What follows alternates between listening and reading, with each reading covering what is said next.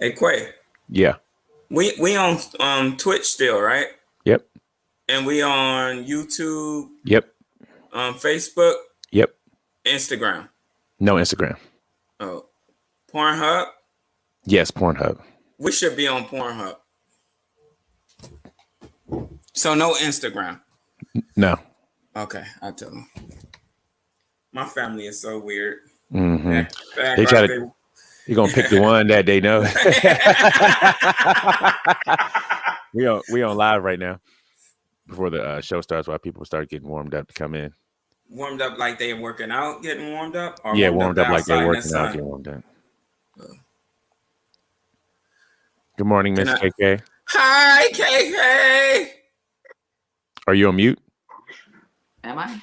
Oh, now I can hear you. I just can hear you with this fool screaming, "Hey, KK." You want to steal my joy, sir. don't you? Greetings. You want to steal my joy? You want to steal my joy? You don't got no joy. Mine's on a delay. Echo. Ah. Your hair growing, girl. DJ MJ Beats is in the building. Right? What's up, DJ MJ Beats? Good. Fast. MJ Beats. Oh, so annoying. Just your voice. Can you change your voice? Can you put a hat on or brush your face? Can you brush your Too late. I didn't know was it appropriate to say. It was taking too long. Cock muscles. So we can put your picture. We can put your picture on that frame there where those things are. Who, my picture? Isn't that usually where Jesus goes? Well, you the Jesus of this house, so we can put you want to put it up there? That would be fine.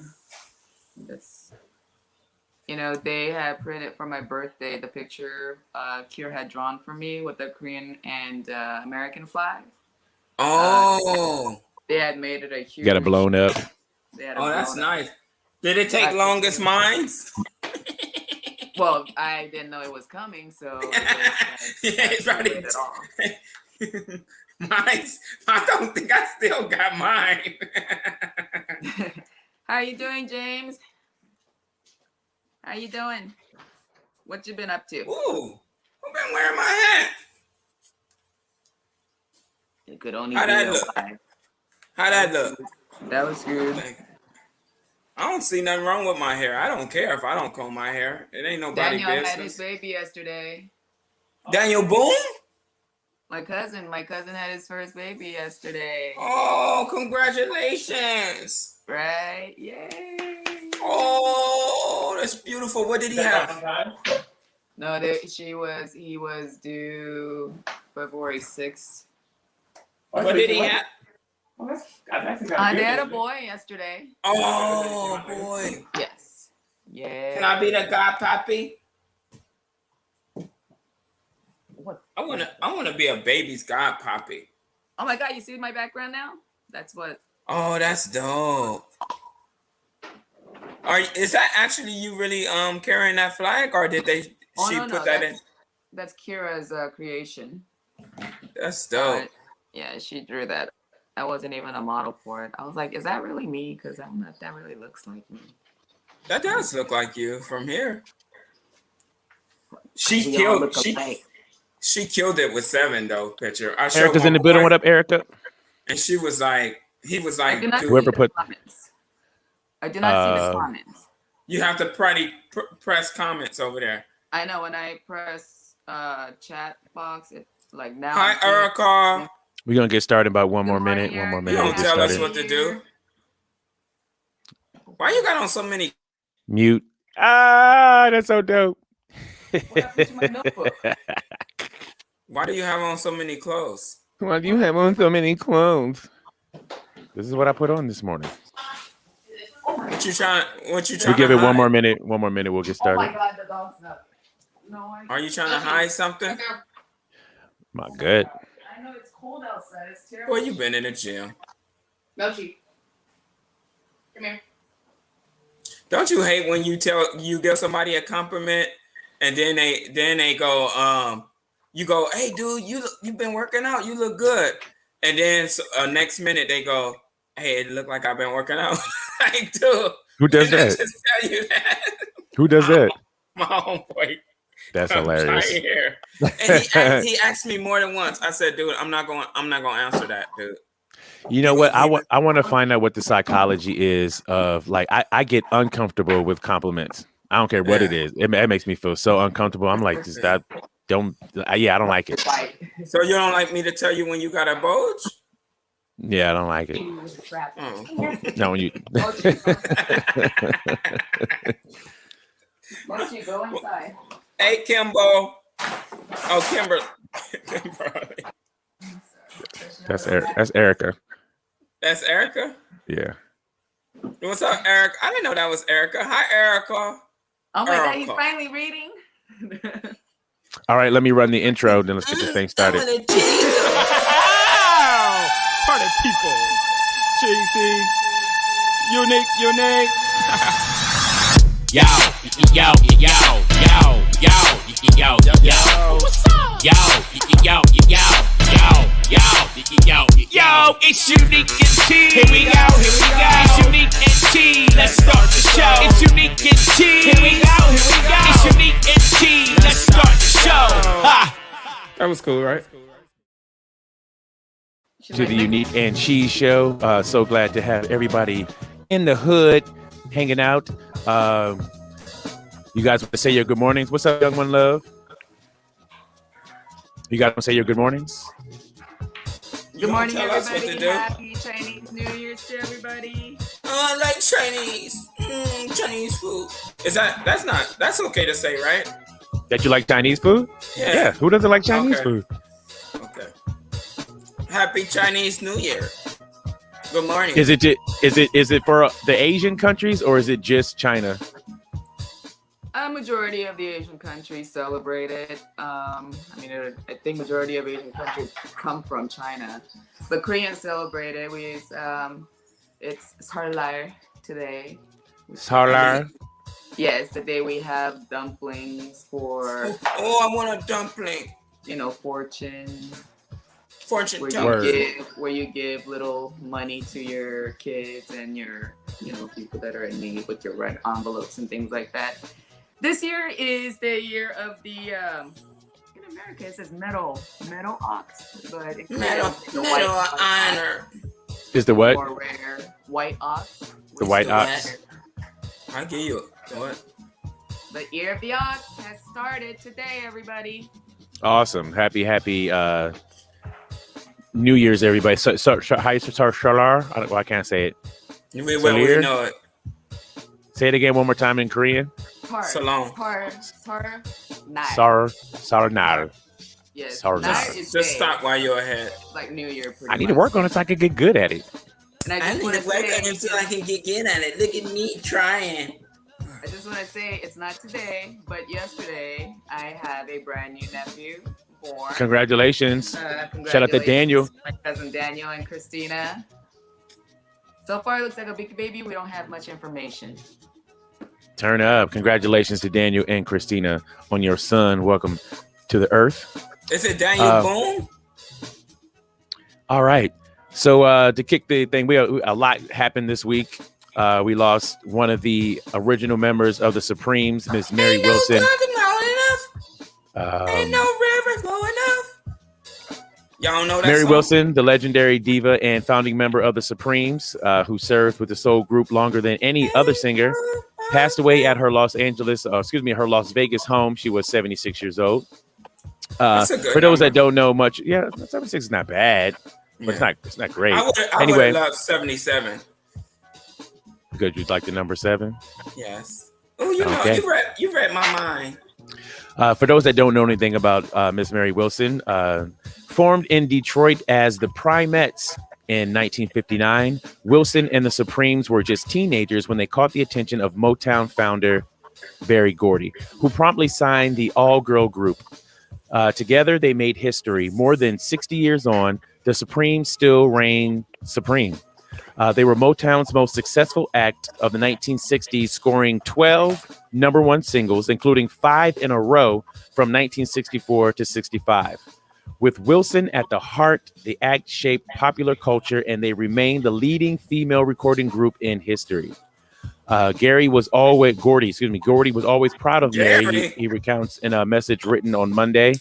I knew they were huge. You know what I'm saying? Come on. But to be recognized as one of the biggest groups of all time, you know what I'm saying? Absolutely. Big shout out to Mary Wilson. I think rest in peace. They put it out there for women groups to be women groups, like the Beyonce's. What's the name of the Destiny Child? Yeah. TLC's, 100%. SWV, Escapes. Word. My mama group that didn't come out. They was at Carver Missionary Baptist Church. It was 3 fat ones though, but one can sing. My mama, she just played the tambourine. She was good. Somebody got to play the tambourine. Especially in them like the Southern Baptist churches down south, man. That's an integral instrument when it comes. I like when they start doing that pat pat pat pat pat pat pat, and they do like the double pat, man. It takes skills to do the pat pat. You know you got it going on when your wig got a wig. Like that's like too much. How did your wig or wig? But I heard she wrote a lot of those songs too and created. She's the main member who created the group, correct? Yeah, she was one of the founding members. Yeah, that's pretty dope. That's huge. She played her part. She didn't get mad like the other girls from Destiny Child, the two that work at Kmart and Brook Brothers. I know they mad. They had to be. Just play your part. Just play your part. I guess what do you tell your ego? You know what I'm saying? Like I could be her too. I could do that. I can let my hair blow in the fan and I can sing. Like no, you can't. Everybody can't be Bobby Brown and make everybody it. Can't. No, they cannot. Everybody can't be Bobby. He was like my prerogative. Turn up. Also this week, we lost another legendary musician, jazz musician Chick Corea. Rest in peace to Chick Corea. For those that don't know, Chick Corea was an American jazz composer, keyboardist, band leader, and occasional percussionist. His compositions span, he had a song called Spain, 500 Miles, La Fiesta, Armando's Rumba, and Windows are widely considered jazz standards. As a member of Miles Davis's band in the 1960s, he participated in the birth of jazz fusion. In the 1970s, he formed Return to Forever. And along with Herbie Hancock, McCoy Tyner, Keith Jarrett, and Bill Evans, he's considered one of the major piano players to have emerged in jazz during the post-Coltrane era.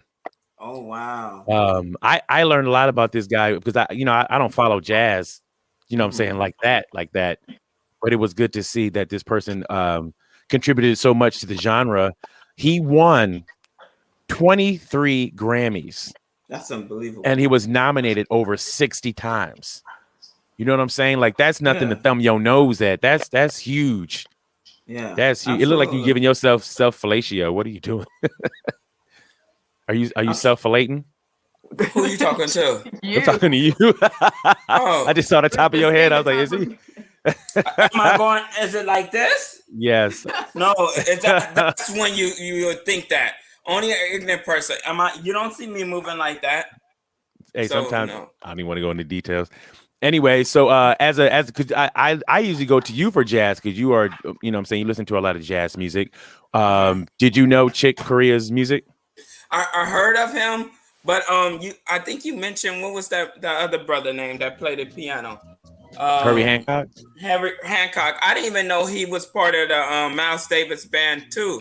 Like he was a kid during that time when Miles Davis recreated himself for, I think it was his second time in his career, and it was one of the most biggest albums. But anyway, I heard of that guy though, but I'm not really familiar with him like I probably should be.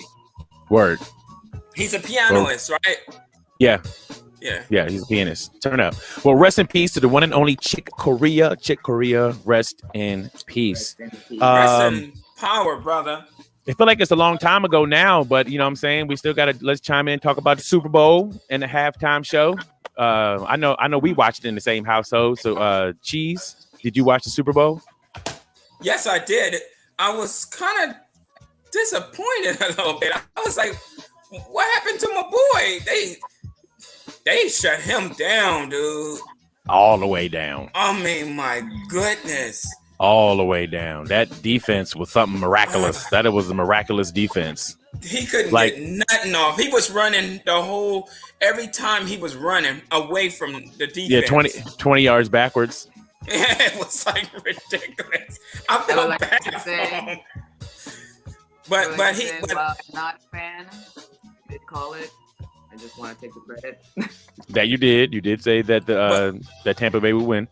But only thing I like though, he's 24, 25. 25. He's 25. He got a loan. He gonna get Word. a couple. He got it. But You know what it looked like? It looked like it because they played once and the Chiefs won during the regular season. It seemed Right. like the Chiefs was like, well, whatever we did in that game, we'll just come back and do it in the new game, and didn't like change their game plan or man. nothing. And Tampa Bay was like, okay, that's what y'all do, and then they did their homework and came back was like, nope, shut that down. If we put these two guys here on defense, we know they can't do it. You know what I'm saying? They did their job. I'm not taking nothing from Tom Brady and the team, but Word. I feel that the referees had a lot to do with it also in the beginning when In they the first called half. back. Yeah, In the I was first like, half, what are it- y'all doing, was dude? kinda And I silly. think it messed them up kind of mentally, not taking nothing from them. You know what I mean? Word. But it is what it But, you is. know, You know what I mean? I do see that it is an advantage having the very first Super Bowl at home. I mean, that is huge. I mean, Word. their preparation, though, I heard the leadership, what I read of the leadership that Tom Brady has brought. Every day at 11 p.m., he would send to his teammates, "We will win." He was in That's there awesome. He must send that to the referees too.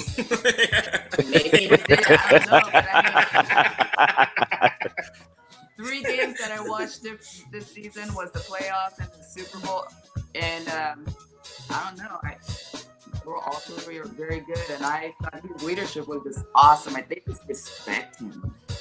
They just respect the guy. I think as a football player, I mean, come on, he is GOAT. Word. He played a great game. I say the defense, yes. To DJ MJ Beast, the defense they played an amazing game. Amazing. And I just didn't like the fact that the Chiefs didn't adjust. You know what I'm saying? And that offensive line was absolute boo-boo juice. Like, you know what I'm saying? Like, if I was Mahomes, I'm like, I don't want to run back 20 yards every last single play, but if y'all can't block these guys, what else could he do?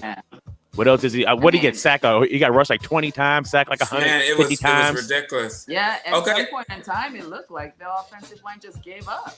Word. So what do you guys think about the halftime? I thought it was kind of like, if you were a weekend fan, it was good for his fans. Word. But I think it was just too dry and stale for me. It was like a regular concert. Word. It wasn't no like when you There's no wow. think about, yeah, like when you think about Super Bowl halftime, you think about Janet Jackson, you think Word. about Michael Jackson, Word. you think about Madonna, you think about Prince. Prince. Yeah, Yes. absolutely. Yeah. And it was no excitement to me as I watched the dishes. Word. I'm with you. There was no wow factor. Yeah. A lot of his music is also radio, like play all day, like it's super chill type music. Yeah. You don't be like, you know what I'm saying? You're not doing all that Absolutely. to the weekend's music. You know what I'm saying? Yeah. And this is no disrespect to him, but I thought that was like, that was like the opening act. And I was, something else should have came out.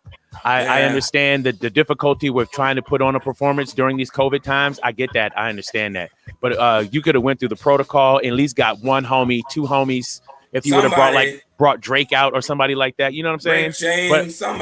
But I know that maybe he wanted to do it on his own because maybe he figured, I don't know. I'm just guessing here.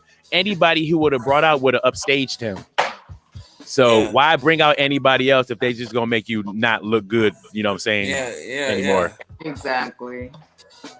So whoop bop a loop bop a lot. He didn't hurt anything. I guess people who didn't know about his music started checking out his music more. They're saying the music weekend sales increased by 385% in the US. It was funny, like when I was telling KK that, she was like, well, that don't mean nothing, because if he only sold 5,000, which it was like he sold like 9,000 albums, and then after the Super Bowl he sold like 35,000 albums. So it's not a lot on the grand scale, So it just makes it sound good to say 385% he went up, like you know, whatever. My assumption though is I think that there's a lot of PR.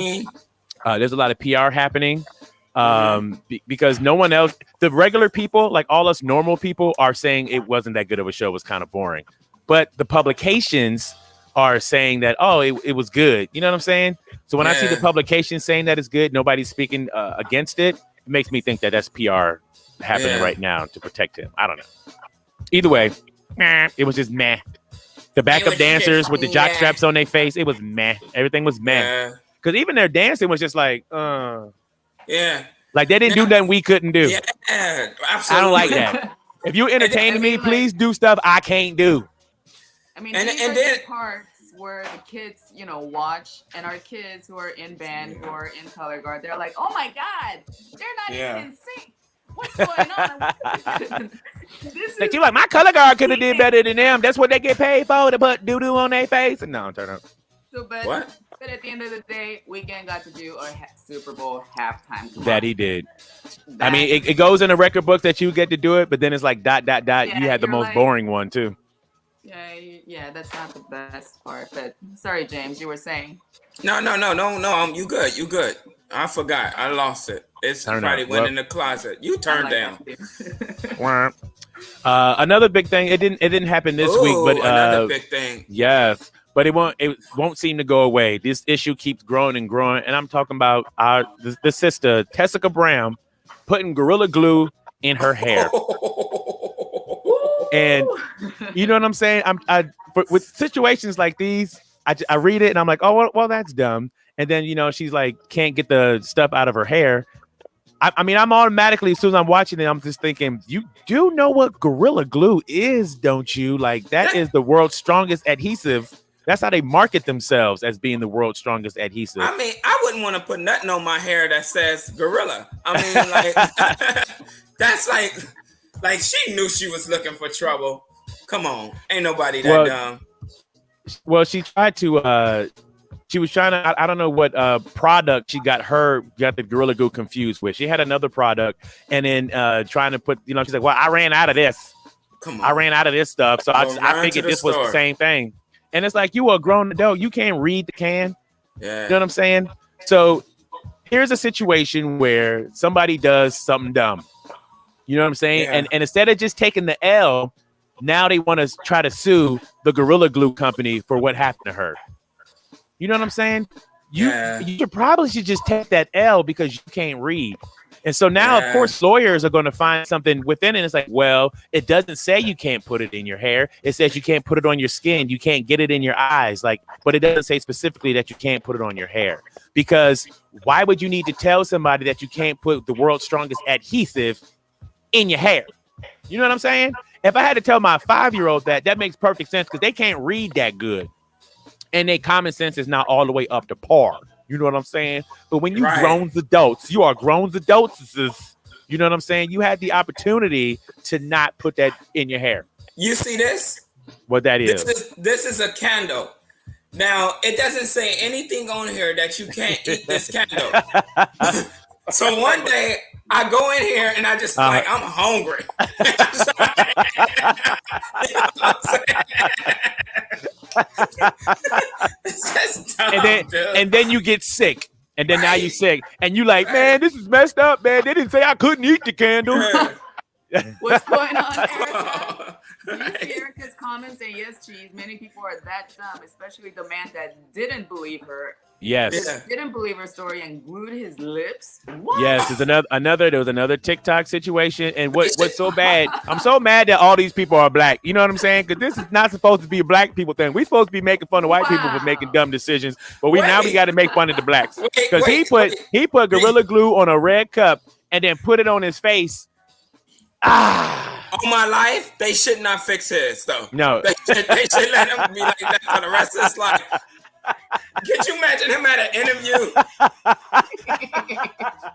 Sir, there's no drinking in here. How old was that? That dude was old too. Like all these folks is old enough to know better. They're old enough to know better, and I can't believe that they don't know no better. That's dumb. It's so dumb. It's so dumb. So I don't like the fact that she's trying to sue the Gorilla Glue company, but whatever, you know what I'm saying? And then my disclaimer is I am never speaking out of a place of I'm perfect, I never make mistakes. I'm not coming from that area. No, not at what all. I find that we do, we just make observations, and we usually just make fun of the observations that what goes down. You know what I'm saying? But some things are common sense, correct? I mean, you would think. Yes. Some things are very. You would think.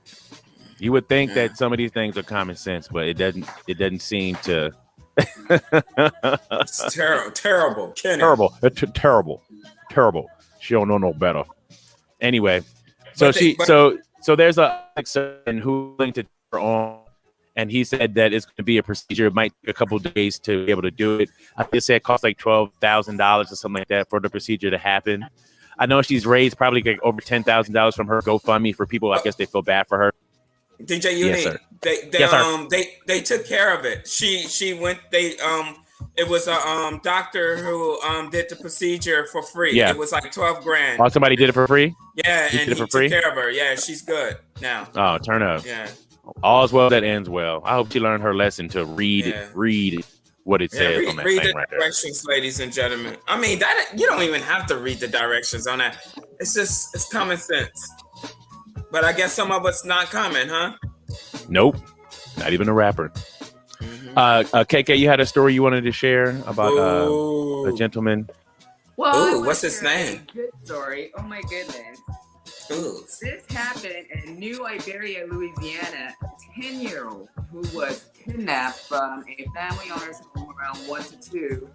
I'm sorry, I forget exactly what day last week. Was found the very next day, where a car was in some fields, and these 2 sanitation workers, I guess one of them heard or has seen an Amber Alert about this missing child and the description of the vehicle, and another person has seen like, hey, what's going on with that car in the field over there? So instead of just wondering and being curious about it, they actually decided to approach. Mm-hmm. And the man was like, wait a minute, I remember seeing that alert. And they called, as soon as they had realized the man had turned on his live stream, then they called 911. And when they were informed that it would take about 10 minutes for them to get there, they took it into their own hands, and they saved this 10-year-old child. Can you believe it? This kid, Jalissa Lascelles, was found after being taken by Michael Surreal, who is a former sex offender. Oh my Lord. So they didn't find her on the same day. They found her the next day, but thank God she did, because they say normally when children are taken, if you don't find them within the first 15 minutes, chances of finding them is very slim. But they really worked out. But it happened 24 hours later. I can't believe that this man, as he is being taken away by the police officers, he's saying, "Why are you doing this to me? Why are you doing this to me? Why are you doing this to me?" Thank God, these 2 very brave men, Thank the Lord, Dion Merrick and Brandon Antoine, they have decided they have kids. They moved on their 6th sense. Their instinct says, hey, we need to approach. And they were right. They had saved the child. And I hope that everything's okay. They said she is safe. Thank you, Jesus.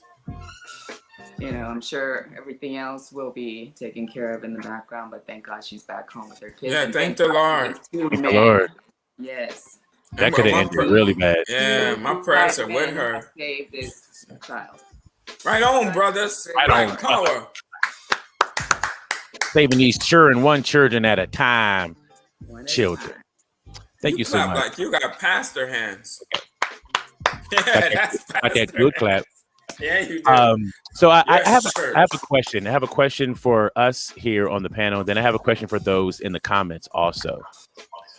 What is worse, being stereotyped by an outside of your race, or being stereotyped by your own race? Like, for instance, I didn't grow up playing basketball. You know what I'm saying? So to hear from another black person, like, oh, you can't hoop or you can't play no ball, like, to put that stereotype on us, like, are you more offended from your own race, or if somebody outside the race? And it can't be even. I think my feeling on this is my own race. Like, especially if they say something to the point like when you're working at a law firm and another black person that's an attorney or something, and they be like, "Oh, you didn't gang bang," or something like ignorant like that, and you like, Word. you looking at them like, for real, you seriously? Word. You know what I mean? So I think it would be, because it's common for someone outside your race to be, you know what I mean, to say something like that. But for people with inside your race to be ignorant like that, it's like, come on, you guys, for real. I'm gonna fight against you too. Yeah. You know, Yeah, even I though don't they think- both terrible.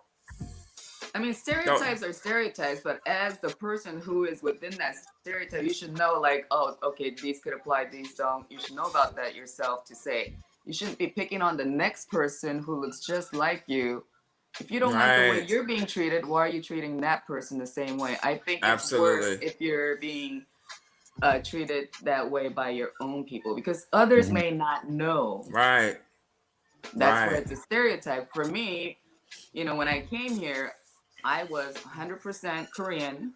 I knew nothing about America, but what I have learned from the very first get-go is Mexicans are lazy, Black people are lazy. I mean, we have this thing like, if you're tall, you're slower.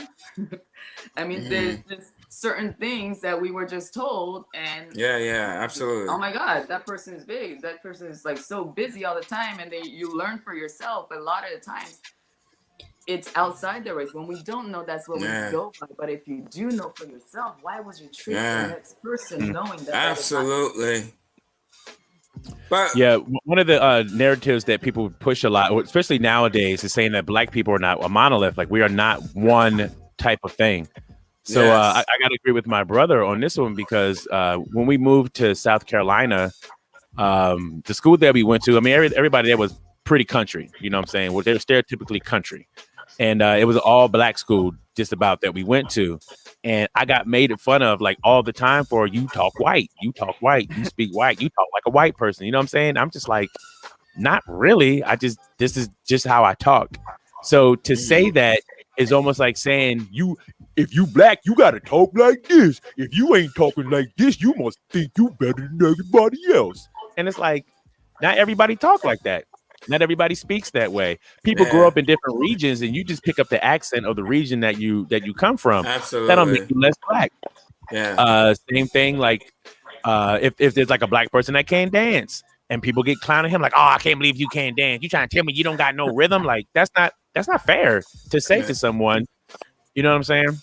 Or Black people, you don't eat chicken? No, just You don't eat no chicken. What you mean you don't eat no chicken? You better eat that chicken.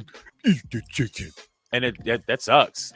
That sucks. Yeah, but yes, I do also feel that it's more painful coming from your own people, because it's like, if they're putting us in the box and we hate being put in the box, why are you putting us in the box? Why are you trying to keep us in the box? I don't want to be in the box. I'll kind of just, you know what I'm saying, want to be myself and make free decisions. Yeah. But it will be hard to make decisions if I got to think like, oh, is that Black enough? If I do that, am I, I'm not going to be considered Black? That's dumb. Right. That's dumb. Absolutely. And small-minded. So I know this is calling myself out, but I felt it was, I think the very first time I watched the movie, Remember the Titans, with DJ Unique over there. And at the very end, there's a thing that you read about, I guess, what happens afterwards, and he was reading that so well, and I actually said that, I was like, oh my God, you read so well. And his whole family was like, what do you mean? But for me, I guess in a way that could have very much sounded racial. I didn't mean anything by it, but I wonder if I would have said that if it was someone of another race. You know what I mean? That's an interesting question.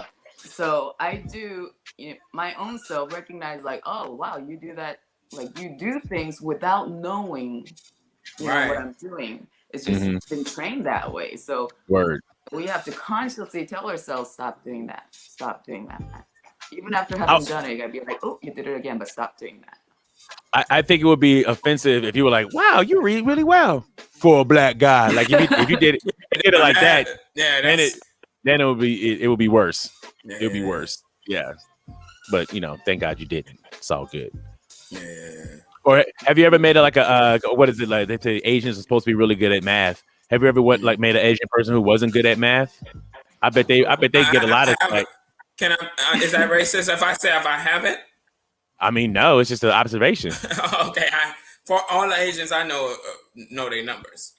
Word. But chances Right, are, KK? all Asians that you know do not necessarily know numbers. It's just that if they say they know numbers, you believe them.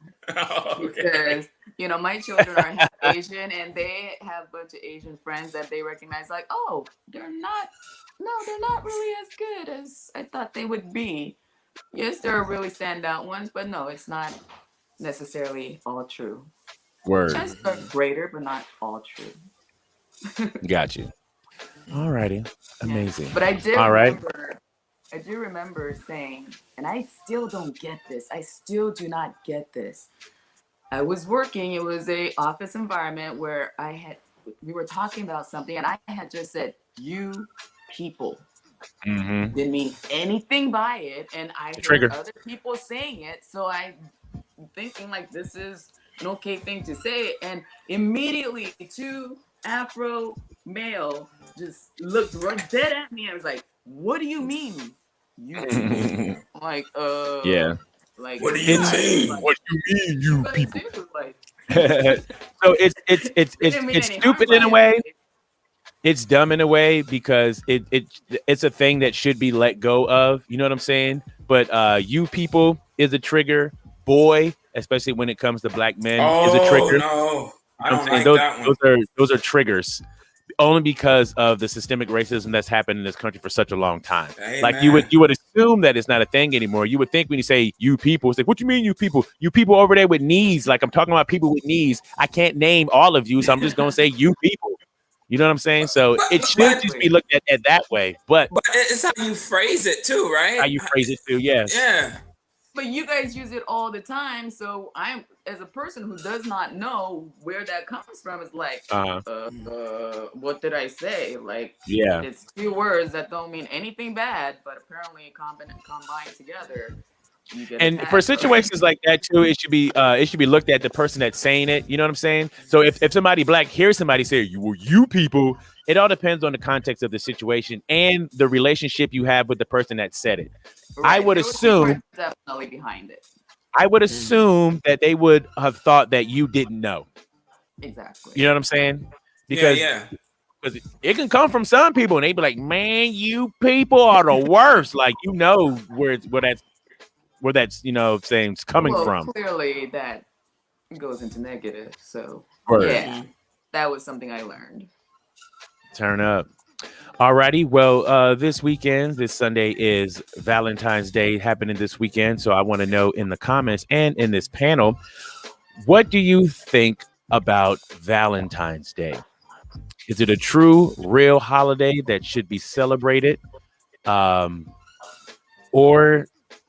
I don't know, I don't want to put words in anybody's mouth. What do you think of Valentine's Day? This is for the panel and for the folks in the chat.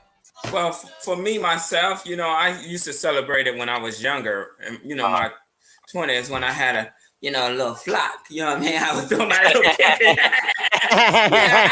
I sent out those roses, you know. No, but now, me and my wife, we don't celebrate it. You know, we supposed to love each other every day. We supposed to give things to each other and that's how we do. But we let my son, you know, celebrate it, of course, you know, because let his little flock. No, I'm just joking. He don't have his flock. Hey, you do. But yeah, so that's how I feel. I think it's just a holiday to generate money and economics around our country. You know what I'm saying? Right. And then the true history behind it, if people know it's terrible. You know, the Europeans and all that stuff. I don't want to go in details, but you guys can do your research and see. It's a how you said pegment? Pagan. Pagan. Yeah. Go ahead. DJ MJ Beat said, I've hated it for years. Then I realized it's not about me and the wife really likes it. So I get her and my daughter a little something. Oh, you're so sweet. You ain't got me nothing, MJ Bates. Very mature. You ain't got me nothing. Good for you. Good for you. Very the man mature. Is growing. Yes, you've grown because I still hate it and I don't like participating in it. We know. I don't know. I don't like participating in it. I think it's silly. And I'm not saying that society is responsible for the way they make people feel, kind of in a sense, but it does set up a factor that people are going to be lonely on this day and not feel like a part of it if they don't get to celebrate with everybody else. You know what I'm saying?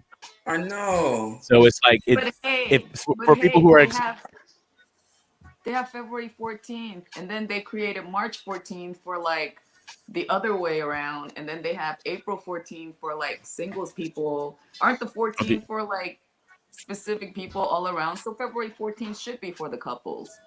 I mean, they provide a day for everybody nowadays. Seems like it. Erica says, I've always loved celebrating holidays, just the sentiment behind them. So I do little gifts for people I love.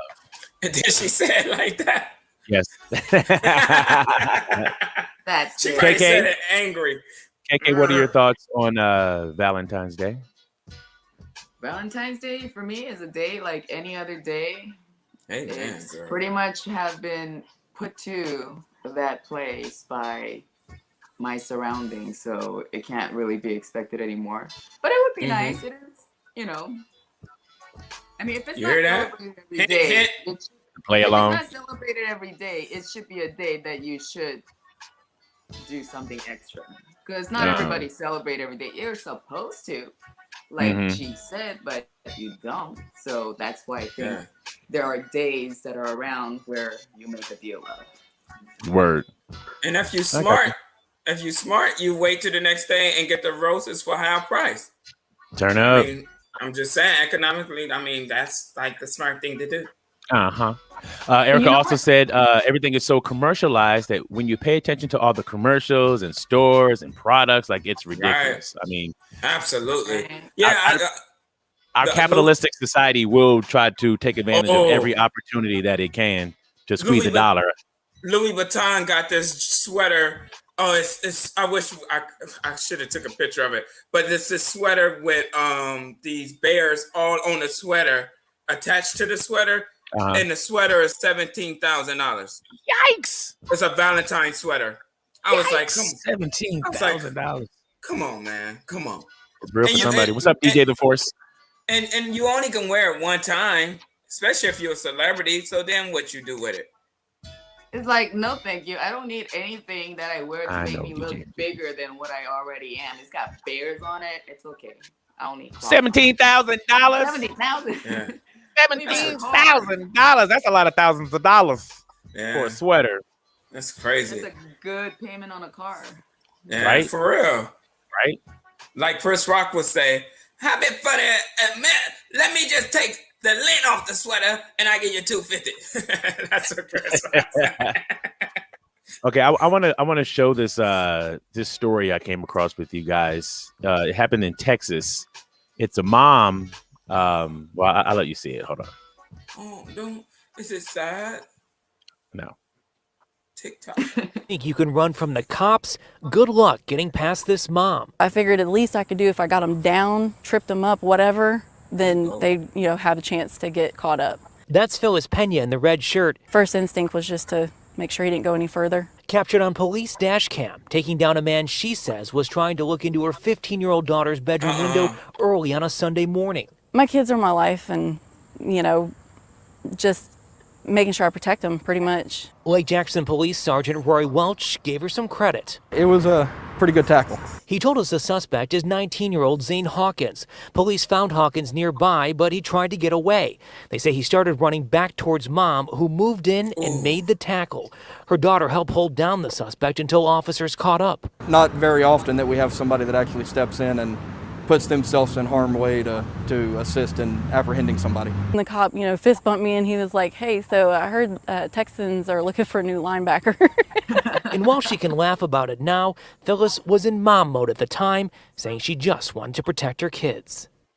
Yeah. Okay. Wow. So this is my question. Now, the initial thing is to be like, congratulations, you did your thing, you protected your child. But my question is, was that smart? You know what I'm saying? The police were already there. And even if they had to put up a chase, they would eventually probably ran that dude down and caught him.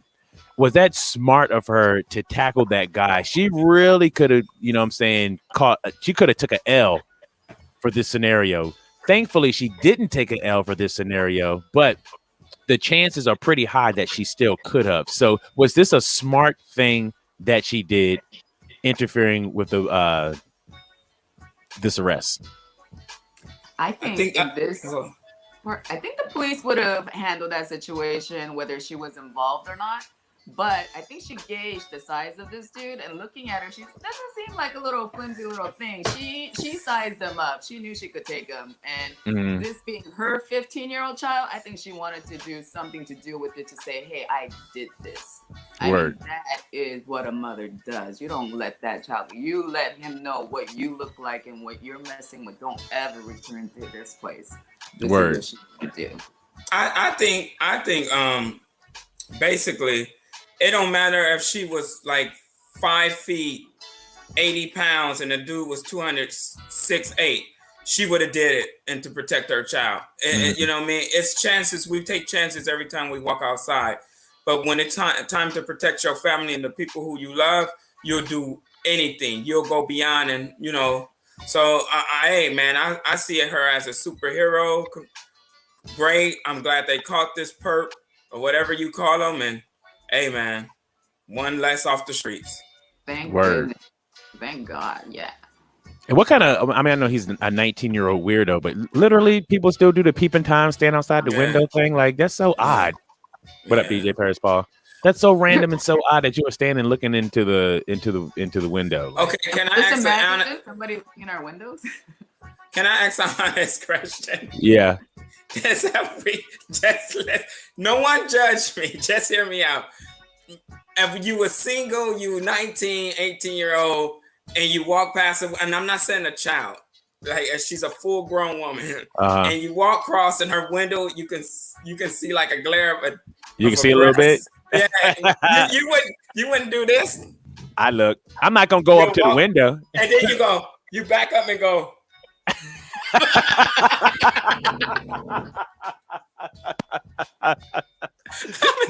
I a pervert for that? Well, because I am too. So I would say, yes, you are, because I am too. But you know what I'm saying? If you get that little glance, it's like, did I just see what I thought I just saw? Like, yes, I can see the nipple. Like, oh, that is the nipple. Like, oh, there go right there. That turn up. Ain't no, hey, man. Not for no child, though, of course. Not for no child. No. Yeah, not for no child. Yeah. No, I'm talking about grown woman. A grown woman. Yeah. If you think you mistakenly just saw a boob, I'm probably gonna look back like, was that a? Did they just? Yeah, turn up. Now, if you licking your hands, looker. What is that? And then you wipe it on yourself. Like, even if you want to make a point, because you guys go there, it's very difficult to come back to try to make a point. No, that's what you're here for. You make the point. Child. No, we're not talking about her titties. We're talking about the grown titties. No. But I did not know that this was a 19-year-old male. I thought it was an older male also. Yeah. But, you know, depending on the build of the house, I don't know. For us, you actually come into our property and have to try for you to peek in. Versus, I guess, other houses, they don't have fence, and they're absolutely right in front of the street area. It could be easily seen. I don't exactly know, but he was literally up against the window. But 19, it does seem like a very young male. You should never do that. Of course. How dangerous he was being, but as a mother, you don't appreciate none of that whatsoever. There is no. Yeah.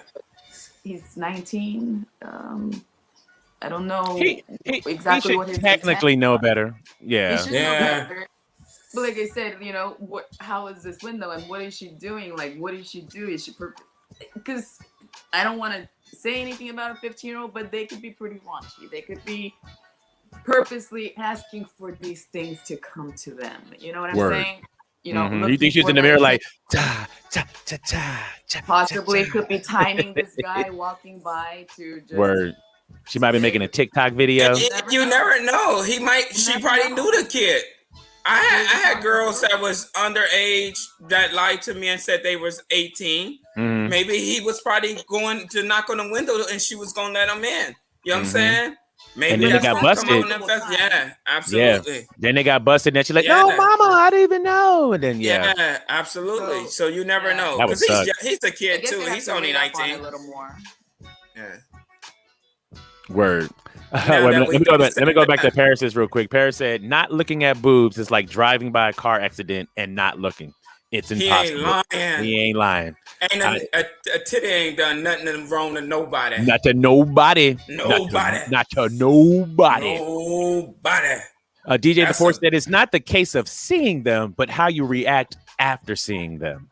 Very mature answer, Mr. DJ The Force. now he done messed up my whole thing. you can still do all that like internally. Like if you do it internally, I guess it's not as bad that if you react externally. Yeah, Either I way, guess so. titties is amazing. Everybody Yeah, loves they titties. are. Who don't like them? I don't know. The people that get mastectomies on purpose They because should they put them want in to their change jars and sell them. titty in a jar. Get a jar of titties. They're stupid. Camille be Anyway. like, where your money go? Look at all those jars. I want to to move to that sex something. shop around the corner. They have just drive around the corner to that place over there. They have them. They rubber. They don't even feel good. Yeah, I don't like nothing fake. Okay, let's move to talk about the residents of Centerville, Illinois. There's a town called Centerville, Illinois, and it is a majority black town right now. They have a population of just over like 5,000. It's not a very big place at all. Very small city right out of St. Louis. Back in the day, the town was about 50% white, 50% black. But when some of the industry that was in the town left, so did the white people. So when all the white people left, so did all the money. You know what I'm saying? This is one of the poorest towns in all of America. Mm-hmm. So what's happening is that they are having problems with their sewage, and the sewage is overrunning and it's going everywhere. Like so much so that the overflow is getting into people's yards. They gotta use the plunger a whole bunch of times to try to make their toilet go down. The drinking water tastes funny. Like it's a really, really, really bad situation. Hey, Aunt Christy. So it's a really bad situation. People are getting sick. The kids can't go outside and play. Gardens won't grow because the doo-doo water is basically everywhere. So there's being that it's one of the poorest towns in the country, like the average income per household is like 15 to 17,000 per year. Mm-hmm. So of course, on the surface level, they're going to make it seem like it's because they're black that this is happening. Right. Is the initial way. I think even the way that I read the story, that's what they wanted to say. Because one of the residents was saying if white people lived here, then they would fix the situation. But I have to be on the other side of the coin and say this is not a race thing. This is a financial thing. This is an economic thing. This is about money. So when there's no money to be able to fix anything, you don't have the money to fix anything. So they keep going to like the mayor and asking the mayor to fix the problem. But basically, in the nutshell, the mayor is saying we can't afford to fix. It's going to be expensive to fix this area's plumbing, and it's kind of not on the radar because it's only like 5,000 people that live there. So, but those are human beings. They are human beings, and one of the ladies said that we are human beings also, and they are human beings, but. They are human beings that live in the United States of America, the United Corporation of America. And in a country with about 350 million people, if you have the poorest of the 350 million people, it's going to be harder to help them because you can't make a profit off of it in these corporations of America. So you'd like to think that we would take care of our people as human beings. But this country will show you over and over and over again. It ain't about being a human being. It's about what do you bring to the table. Absolutely. I truly understand that because what's the number of kids who don't eat meals, especially with this pandemic, with schools are being out. They're not eating. So you're right. Absolutely. Like it is what it is. That's how they look at it. So it's terrible. What I was thinking about when I read this story, I think one of the ways to go about this is a little different.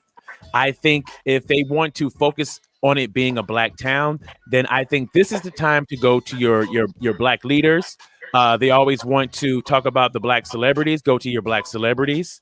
But I think they should formulate a plan. I think they should find somebody that could come to the town, assess how or what can be fixed, how it needs to be fixed, and how much it's going to cost to get fixed. Once you have those details, then you can take it to a Michael Jordan. You can take it to a Oprah Winfrey. You can take it to a Jay-Z and a Beyonce. You can take it to a Nas to be like, yo, we need help, but we can't afford to fix this place because we don't generate enough income in tax dollars. So as our fellow brothers and sisters, we need your help. And I think it'll be easier to get that help if they can come up with a specific plan of this is what it's going to take to fix it, and this is how much it's going to cost. Erica, it's in Illinois. It's in Centerville, Illinois, is where that place is. So, just my thought, and of course, I'm on the outside looking in. I don't know. I've never been there. I don't know anything about this place other than the story that I just read. What's happening there? But I do see that it's people that's constantly asking for help that's not getting the help. So if you're asking for help and you're not getting it, this is years in the making. Right. I think you need to go about it a different way. You can't keep going about it the same way and expect a different result. Wow. It's just not going to happen. So, there's a whole coalition of black engineers and stuff that we have in this country. Maybe that town could even contact them, contact this core of black engineers and see who can come out and assess the situation. I think there's different answers they can come up with instead of keep asking for help every time. Yeah, hopefully that it's getting out to the public's eye and ear. It will be handled accordingly. You know what I mean? That's what I hope for them, because that's no way to live for anyone. It's not at all. What economically your stance is with money. So word, true that. People will be like, "Oh, why don't they just move?" Could you imagine living somewhere for 30 years? That's your home. That's where you grew up. That's so easy. That's so easy to say. Yeah. That's so easy. It's like, how are you gonna tell somebody who earns $15,000 a year to move to a place where you have to make at least $30,000 to survive on? I mean, they're at that location for a reason. It's because they can't go anywhere. Word. So, I mean, I wish they could just treat this whole thing as like a cancer to a human being. If that tiny little part, it's eventually going to grow and grow and spread. Again, spread. Over. Absolutely. Just treated while it can be treated. Absolutely. Neighboring towns have also complained about the same thing. So why don't all of y'all get together and really, try to resolve this instead of letting it be a continuous issue that can eventually kill you? Yeah. I mean, the location that they're in, it's in a lowland area. So it's going to flood all the time if you don't come in there with engineers to prevent it from happening. That's just the area that they live in. So, yeah. Hopefully you mentioning it and getting it out there, more people will have attention. Absolutely. More stories will be told of this place, so more people will be involved to say, hey, we cannot just let this happen to another human being. Word. We got to help, but they have to be willing to help themselves, because at the same time, while you want to help these people, I wonder, how did you get to that point? How did you let your house get so dirty to a point you have, roaches all over? This is just, was sideways, but what were you doing as a resident of those places? I wonder if you were throwing trash into your front yard, hoping that somebody else would come and pick it up, and then it never happened, and eventually, now I gotta pick up my own mess, and nobody's willing to help me out because everybody knows that you put yourself in that situation. Or, is it really the industry, like you said? Some plants have left after businesses. Industry picked up and moved out. So that's huge. And, people that were left are the ones who couldn't leave. I'm sure if the job took them to the next place, they probably would have been taken care of. But I want to know, first, how you got there. I know you say you want the help, but do you want to help yourself? Word. It's a good question. That's a great question, because it's so much easier, I think, to help anyone that's saying, how can we fix this, instead of just saying, help me, help me, help me. That's a turnoff, I believe, for a lot to hear that all the time. Help me, help me, help me. Help you what? Help me. I can help you help yourself. but I can't do this for you. I can't, you know what I'm saying? You got to get to a point where you got to get angry enough to be like, this is, you know what I'm saying? This is what we need to have done. And doesn't look like their mayor's going to get it done. So anyway, good luck to the town of Centerville. Hopefully that ends up, you know, a better situation for you guys. Absolutely. To kind of backtrack to Valentine's Day a little bit, BET has done something this week in honor of Valentine's Week. Did you ever watch BET Uncut? Oh, yeah. Back to the ninnies. Back to the ninnies. So back in the day, BET Uncut, it ran from 2000 to 2006, and it aired on the weekends at 3 a.m. And it would show lightly censored music videos that were out at the time. It wasn't suitable for daytime television. This was when all the booty popping was popping. It wasn't even suitable for nighttime. You know what I'm talking about? It was HBO Skinamax up in there. I don't know if you remember DJ Unique. It was one video, the Nelly video. Tip drill. That car, when you know, they cashed out, if you know what I'm talking about, brother. I know exactly what you're talking about. Come on, man. And that was the actual video that kind of had them pull that off the air. Whoa. It was that video. I mean, that video, if you ain't ever seen the tip drill video, get your lotion ready. Get your lotion ready. No, I'm saved and sanctified. But hallelujah. By and by. So up until Sunday, it's going to last until Sunday. You can catch BET Uncut on BET. If you want to see some booty popping. But I'm going to be there. Turn up. Now this is a story I kind of was ignoring for a little while because I was like, whatever. But they keep bringing it up. The country star Morgan Wallen. My friend. Did you guys see the video of him using the N-word? Yeah, but I could never catch it. I couldn't catch what was he saying it and who was he saying it to, and he was saying it. He was kind of saying it to the person he was with. You know what I'm saying? The way that we would say, "Yo, come get this punk." You know what I'm saying? "Yo, come get this crazy dude" or whatever. He said, "Come get this N-word." But he didn't mean it in the racist terms.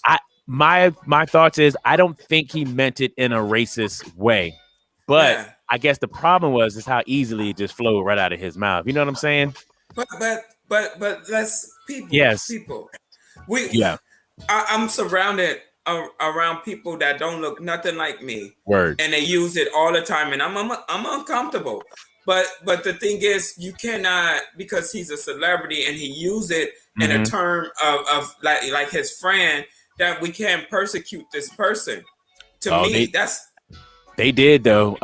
So after the video was released, it happened on February 2nd. The country music industry mobilized quickly. The next day after that video went, his record label pulled his contract. His agency dropped him. All the radio stations that he was playing on dropped him. Like they was just like, we're gonna cancel this dude immediately, you know, for this situation. You know what I'm saying? So I thought that was interesting that happened so quickly. Like, I don't put it past country music that the N-word is being tossed all over the place. You know what I'm saying? But you said he didn't use it in a racist term. He used it as if he used it in a racist way, then of course he should be terminated, of course, and all those things. But if he used it in a like, that's his friend right there. Hey, my dude, well, whatever. You know how you use it, you know. Yeah. I know eventually they want everybody to not say it. I guess that's what they're trying to pull for. Yeah. But I think to shut him down, and then it kind of backfired to kind of shut him down. So they took him off of radio, and yes, as DJ MJ's is pointing out, his streaming went through the roof. Yeah, I heard about that. His celebrity now is way bigger than it was even before this scenario even happened. You know who's supporting that though? They was like, yeah, that's right. And that's usually what happens is that, you know what I'm saying, when somebody is out of line, the people who like that will come out right now like, well, no, it's okay now. He can say it. He can say it if he wants to say it. Why can't he say, you know what? They're not just going to pull him down. He's one of our heroes. So we're going to support him each and every way that we possibly can. So I'm going to stream his music and everything. If he's selling T-shirts, I'm going to get 3 of them because he's a hero to me because he uses the N-word. And that's a superstar in my eyes. So he's not hurting right now, but he did come out. He came out and he posted a video on his Instagram, basically telling his supporters, don't support that I said that. You know what I'm saying? I do need to be chastised for what happened, for what I did. You know what I'm saying? So he's not backing down from it. He's saying, no, this was a bad thing that I did. Don't try to act like it wasn't a bad thing. So why do we pick and choose who use it and when is it okay, unless you're using it in a bad way? You know, I don't know. I don't know if we are choosing or not. I mean, I think if he was having a conversation with his buddies at his house using these words, I don't think anything would have happened. But if you're out in the public where people can hear what you say, it's like harassment at work. It doesn't matter if everybody's laughing. If that one person is not comfortable and they get harassed, then it's not to happen. So when you're in public, it could have been, you know, your buddies from the very get-go, your teenage, college age, and all these buddies were using that word so easily. And here you are now, a public person, not being publicly aware of his surroundings, and said it could be anybody that heard it. Oh my God, he's recognizable. He said that word. Who is he? Who is he? And now you're in trouble because you've been identified. Don't say it. That's why I even tell my kids, I don't care if it's just a joke. Do not practice. If you practice now, you might be a lawyer, judge, doctor, whoever it is. They're going to come back 20 years ago and say, hey, she was like this. He was like that. Do not practice what you do not want to be heard outside. Absolutely. I always tell the young brothers, like when I play ball, because it's always used, right? And I always tell them that word destroy more than build. You know what I mean? Be careful. But my people in my community, in my neighborhood who use the word, or my family who use it, I'm okay with it because I can be extra sensitive because it's like their general word. Even though I don't use it, you know what I mean? Only time I use it when I'm explaining something or I'm sometimes making a joke or being silly or something. But in my normal vocabulary, I don't use it. My son don't hear it, you know what I'm saying? But recently I had to explain to him what that word means. That's in case if he hear it, so he can understand, you know, the meaning behind it and how certain people use it, how certain people in his community use it in a positive way, I guess you can say, you know what I mean? But to me, I always explain, like, it's like changing the word, the B word, right? Like, you can never call your mama, hey, bitch, you know what I'm saying? Like, and say, oh, that's positive. Yeah. Your mama smack you in your face. Right in your face. You know what I mean? So that's just me. I feel what you're saying, just like that. And I'm gonna introduce you. I'm gonna introduce you in a second, Mr. SirNoc. One second, we'll introduce you. Go ahead, Miss KK. All right. Yeah, I think Christy makes a really good point about women referring to each other as bitches. I've done that, but then very short period of time, because you really have to think about what are you calling that person, and do I like it in return? No, I don't. I don't like anybody calling me like that. I don't care if we're buddies. It's just not something that I would refer to any of my females, or for that matter, anybody by the B word. So you make it seem so nothing when you're amongst your carefree people, but then as soon as you hear from a stranger, it's not fair. So you should just stop, I think, practicing the negatives or what you might. Christy, I love how you spell white people.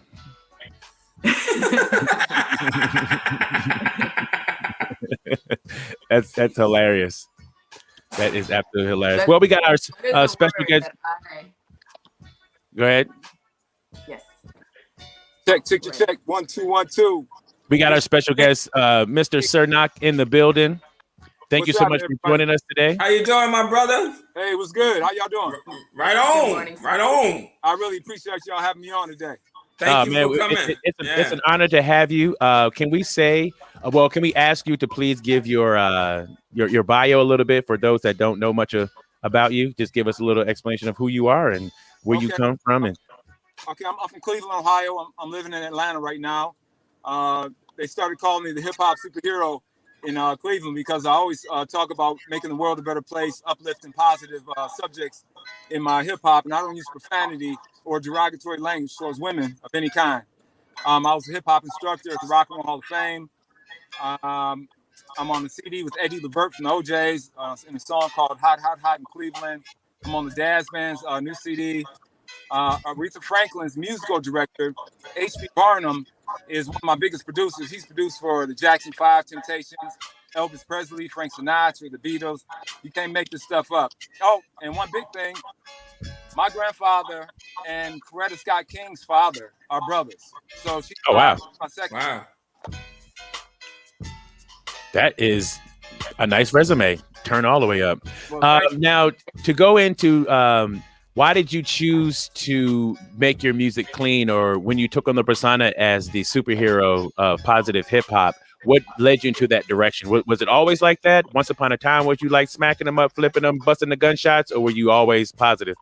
I never liked bullies. When I was in school, I never liked bullies. I would like pick fights with the bully, because I served 5 years in the United States Marine Corps, so I know martial arts. I can box, and I didn't like bullies picking on like the small guy. So I was always like that as a kid.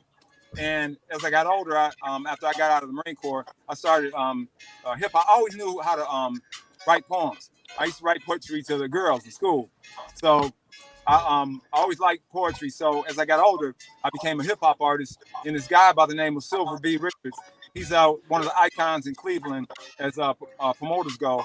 And he started calling me the hip hop superhero. I was like, why did you call me that?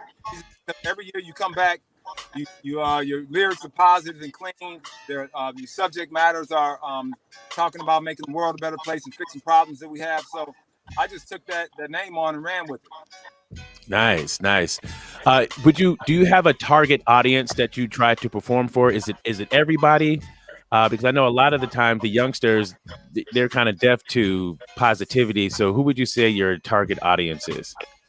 Well, surprisingly, if you don't tell them that you're positive, if you just go ahead and do my thing, I don't introduce myself as being positive. I'm just doing the show right now to let you know who I am and everything. But when I step on stage, that's not my introduction. My introduction is just SirNoc, ladies and gentlemen. And when I perform, they don't notice the difference. It's funny that they don't really notice the difference between me and, say, Jay-Z or 50 or one of those guys. They don't notice the difference. Only a little kid came up to me and said, which is sad, he says, wow, you did that whole concert without cussing one time. So that's kind of sad to where hip hop has come, where people expect for it to be negative and derogatory. Mm-hmm. When hip hop is really the actual meaning of hip hop. I heard this from KRS-One. I was online just scrolling, and I came on KRS-One, and he said that the definition of hip hop is exactly what it means.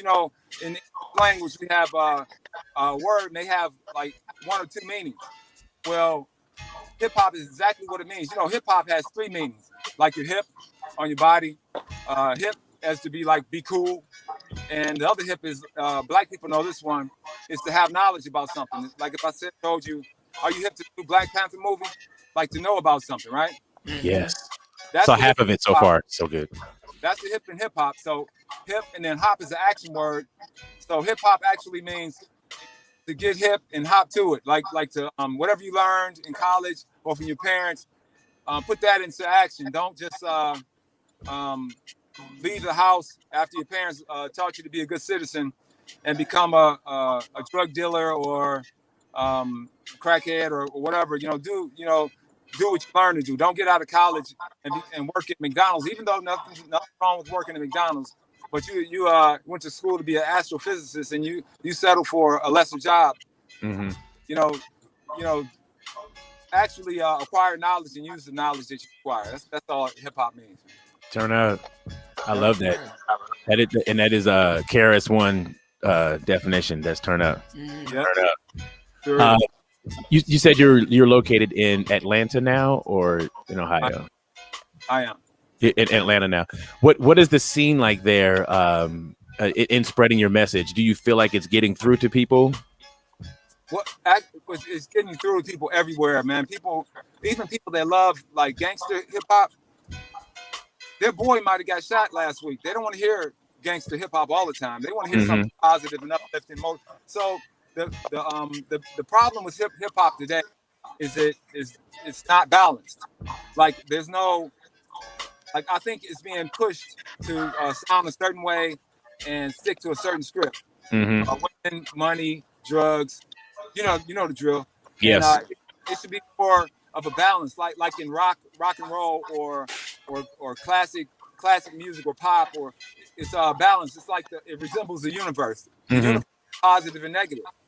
You can't start a car with two positive terminals on your battery. You got to have a negative terminal, right? So hip hop should be no different.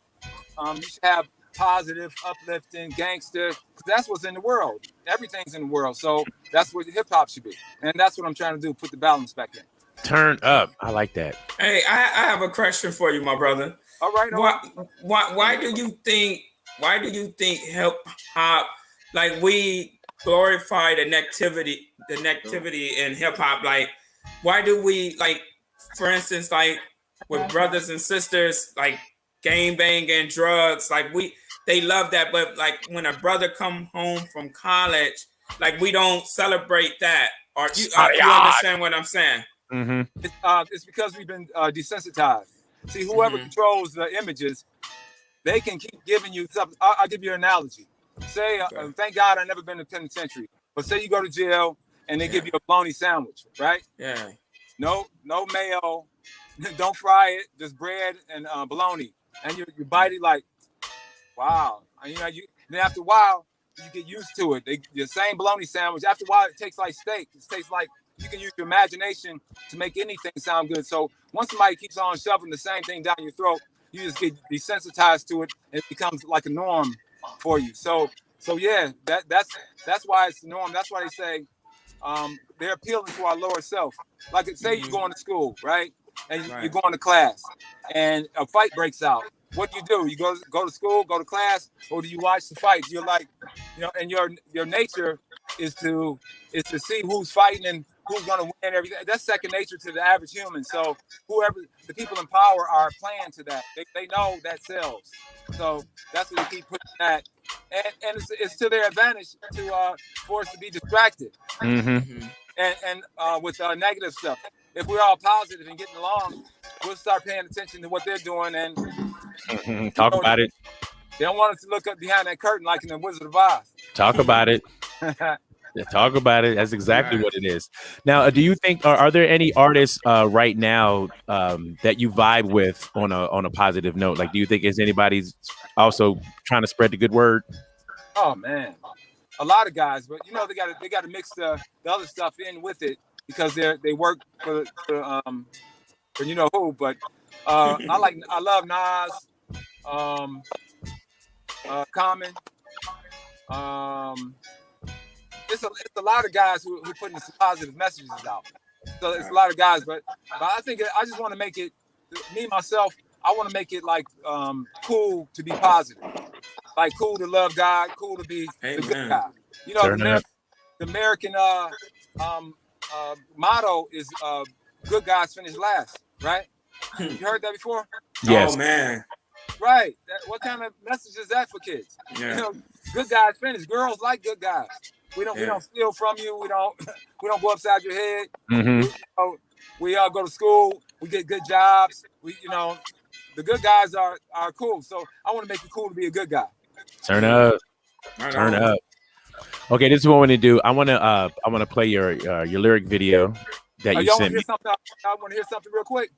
Something exciting. If you want to, turn it up. Set it off. I've been to the bottom. I've been to the top. Okay. I've been in the middle, so no lame game from a lane when he pop. You can tell a guy with no good game running in his mouth while he running for the hook fame, telling everybody he got dough and how much he be making it rain. If you really got game, you ain't got to go bragging about what you got. People gonna see right through you, got talent, and see that you hot. Game recognized game. Take a look at mine. It's transparent, no shame. Take a look at my eyes. You can see the good guy, absolutely no flame. It's a really good thing when you got game. Can't nobody get past your brain. From the books to the streets to the concrete, it's simply no pain, no gain. If you really want game and you want to hit your target, sharpen your aim, never stop till you hit the top game. Always recognizing game. Turn up. Oh. Turn up. No. What were you going to play? I'm gonna play the Rain 2020 lyric video. That's my new song. Hey, I got one. Set it up. Set up the song before I play it. Set it up. All right. Rain 2020 is a metaphor for all the rainy days that we had in 2020, from losing your jobs, the virus, mortality. And my message is, it never rain. It doesn't rain all the time. The virus is going to go away. The sun's going to come out. And if you want to be part of the video, go to my YouTube, go to my Instagram, check out the examples that I have. I want you to turn your phone sideways and sing the hook, lip sync the hook into your phone, and message me the video, and I'll make you part of. I'll put you part of in the video, because the guy who's editing the video is none other than the CEO of Slate 828 Productions. He produced for Michael Jackson. He produced for MC Hammer. He produced in 2 of the Rush Hour movies. So he's gonna make it like a blockbuster hit. You could be part of history. So my Instagram is SirNoc, all one word. SirNoc. SirNoc. Turn up. This is SirNoc Rain 2020. Check it out.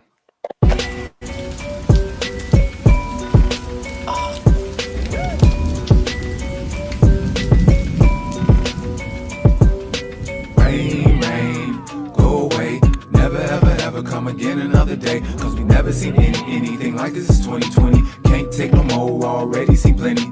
Rain, rain, go away. And never, ever, ever come again another day. Cause we never seen anything like this. Is 2020. We can't take no more. Already seen plenty. Sometimes it's rainy days and you don't be feeling so hot. You ain't feeling right, cause ain't nobody feeling your route. You got your mail a day and you was checking it out, but it's hard to read it when COVID got your electricity out. Jumped in your ride and you ain't got no license. You mad, pulled you over for a DWB and he glad. These rainy days that we had, no need you feeling all sad. All this willing and dealing, I'm rapping, you better be glad. Rainy days in my past, don't want no more virus or mask. Don't want no more trouble, some cowards crossing my path. Don't want no mad cow, I want my temple to last. I want the simple things in life. I know this market gon' crash. I know it's rainy days, but I know in heaven it pays. I know the 7 is where I wanna be. One of these days I'm gonna run the show. No irresponsible flow, tell you where to go, lead you back a rainy day flow. So rain, rain, go away. Never, ever, ever come again another day. Cause we never seen anything like this. Is 2020. Can't take no more. Already seen plenty. Rain, rain, go away. And never, ever, ever come again another day. Cause we never seen anything like this. Is 2020. We can't take no more. Already seen plenty. I got a gigantic umbrella, so don't panic. Here to save the planet. I make it clear so understand it. It's raining hard. Somebody put your ice in the clouds. Hard to find a job. Baby hungry, screaming real loud. You know me by now. I'm from a heavenly cloud. It's raining heavy. I'm a 7-Eleven right about now. Come up out of the rain. Come on up out of the pain. Come up out of the dollar. Holla if you're feeling the same. Cause it's a rain mission. And it's under one condition. Always synchronize my watches. Never give up my position. Make the big decision. My vision's greater. Make provision. The vocal collision. Imprison you in my style's prism. I'm full of wisdom. No longer the smoke of the ism. So not gonna make you listen. Make you feel like you're really digging this rainy day mission. Even when it's raining, I glisten. Make it shine. So not gonna stop the rainy day time. See, rainy days is a crime. It only pays in your mind. It only stays cause you're craving just to have a good time. These rainy days are so grimy. I'm gonna leave them behind me. But I gotta let the future see how time speeds so they can make it through the rain. Rain, rain, go away. Never, ever, ever come again. Cause we seen anything like this. 2020. Ain't take no more. Already seen plenty. Rain, rain, go away. And never, ever, ever come again another day. Cause we never seen anything like this. Is 2020. We can't take no more. Already seen plenty. Turn up. Hey. Turn up.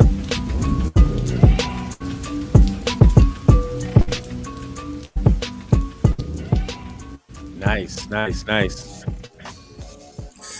Dope, Very nice, dope, very dope. nice, very nice, Positive, very nice. positive. Thank you. I appreciate y'all. Rain, rain, go away. Okay. Hey, you know something?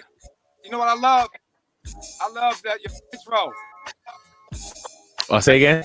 Intro, I watched the whole thing from the beginning to the end, man. It's Oh. awesome. DJ Unique, you wild, man. Don't encourage me. Don't encourage me. I'm calm in the mornings. So being that it is Black History Month, my brother DJ MJ Beats came up with some questions to see if you can answer. We're calling this, Are You Invited to the Cookout? So I'm going to ask you 5 questions. We'll see how many out of 5 you can get talking about Black contributions to the United States here. So we want to find out, SirNoc, are you invited to the cookout? To the cookout. Here we All right, I'll do my best. This man is the first African American and first person of color to win the Nobel Peace Prize. First. First. The first African American man and first person of color to win the Nobel Peace Prize. Don't get like options. We don't get Give you like options. choices? No, the answer is the option. Does he have to be have you say African American?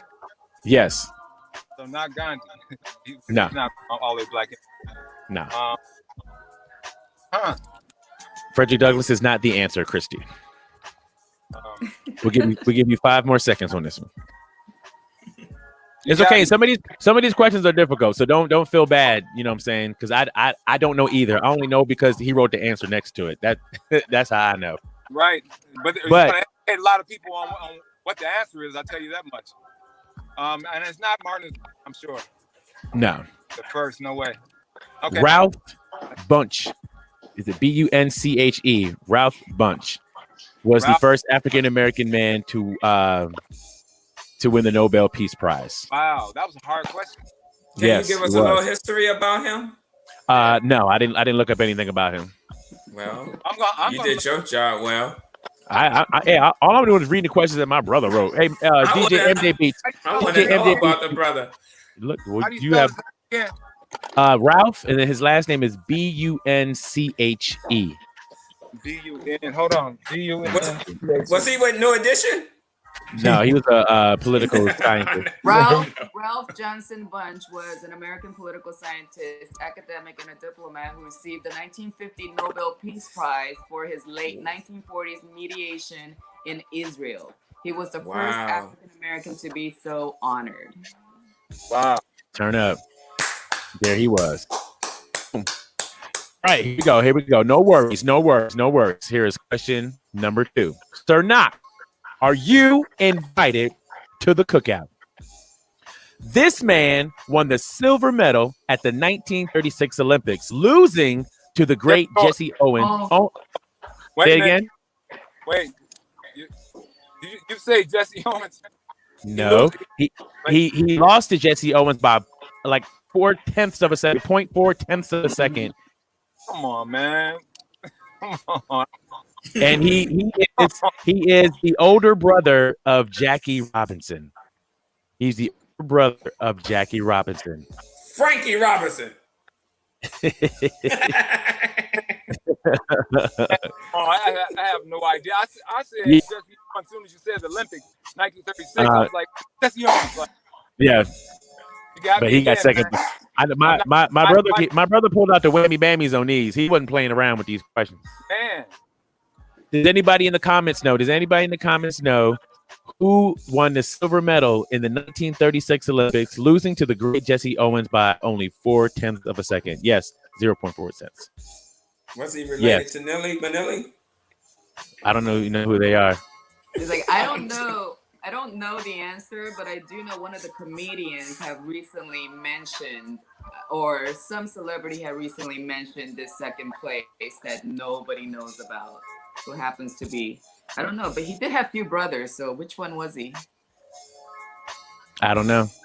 Okay, MJB said maybe go to some of the cultural ones. Well, the answer to that one, it was older brother to Jackie Robinson. It is Matthew Mac Robinson.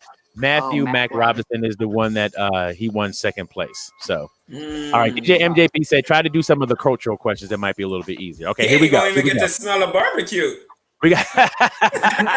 He like. So here we go. We got 3 more questions. SirNoc, are you invited to the cookout? Here we go. What is the first name of Professor Clump from the Nutty Professors? Ooh, that's a good one. What is Professor Clump's first name? The mama said it a lot. Oh, I know it. You're not SirNoc.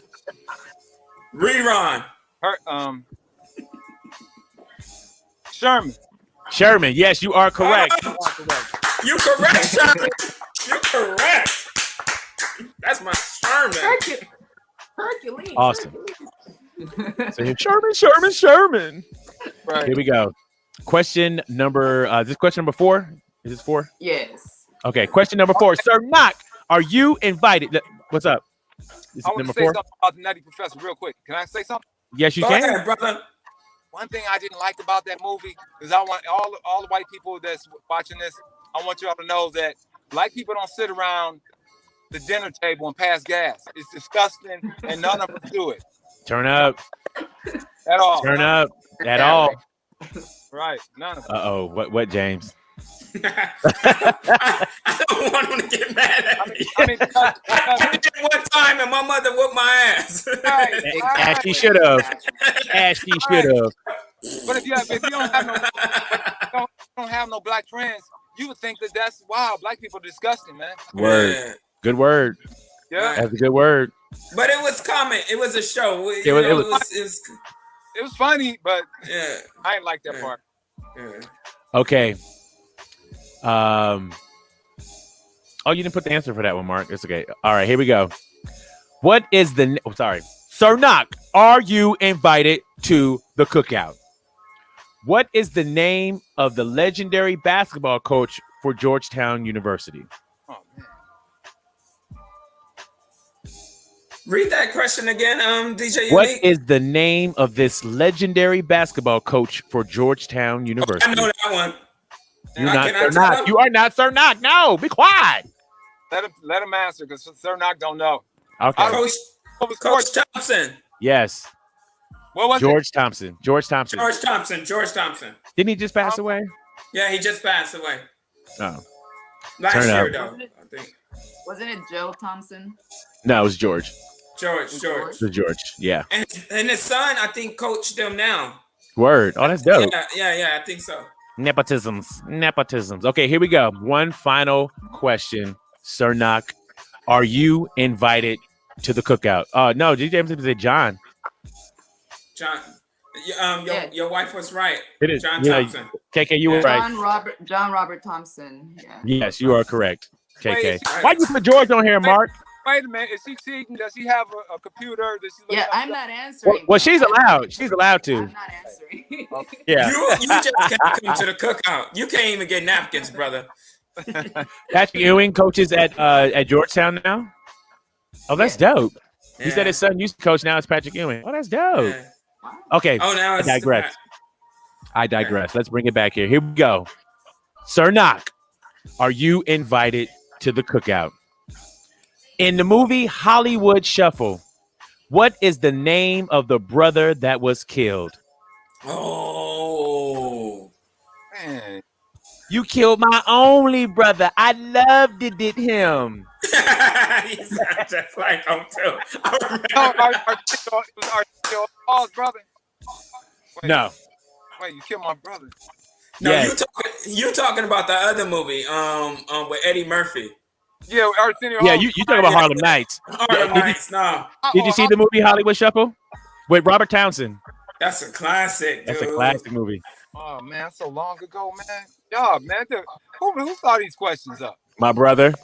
Ryan, My brother is filled with useless information. He just walked around with this stuff in his pockets. how about I tell you one thing? I answered one of them. You did answer one. So we'll bring you a plate. We'll bring you a plate. We'll get you a plate. Put some from, ketchup on the plate. From Hollywood Shuffle, what is the name of the brother that was killed? Tommy. That's He was right. my only brother. I loved it, did him, baby. It was like, can you do it more black? Can you be more black when you do it? That was a classic movie. Yeah. Okay, you got one out. You got 1 out of 5. We'll bring you a plate. It's okay. You Like can I still say, come to the. SirNoc, I am probably the only one who took the citizenship test out of all these people that are here. These questions are way more difficult than the 100 questions that they have you study for the citizenship. So Yeah, my brother wasn't playing around. My brother was not playing around. Yeah, My he's brother. great. Yeah, where my plate? Crazy. Is there anything else you wanted to share with us, Mr. SirNoc? It said I love the world, man, and I see that we're being separated through politics and religion and even music, man. Because and if you notice that everything, the reason that white people don't like us is not because we black. I had a buddy real quick. I had a buddy in the Marine Corps. His name is Steve. He was a white guy. He was my best friend, right? He walks with me one day and says, "Hey, Randy, I told you I was from West Virginia, but one thing I didn't tell you is that I never met black people until I joined the Marine Corps." I was like, "Really?" We were about 18, 19. And I was like, "Really?" He said, "Yeah, I've seen you guys like at the beach and at the amusement parks and stuff like that, but none of you live in my neighborhood and none of you went to my school. So um, I'm tripping because you guys are nothing like what I see on TV. Wow. You cooler than any white guy I ever grew up with." I was like, why'd you say that? He said, "Because I always thought black guys were militant, angry, the pimp, the dope man. Because I never met a black guy before. You guys are nothing like that." So fast forward, that's back when I was a kid. Fast forward, I would imagine that the world, the way they got it separated between, like in Cleveland, Ohio, white people on the west side, black people on the east side, and it's like that across the United States. A lot of places we're not all living together. Like in Atlanta, a lot of us live together. This is a wonderful place to live, by the way. And but if you don't live around black people, when you look at the reality TV shows, when in fact they're not reality, they're scripted. And they call them reality, so you think it's real.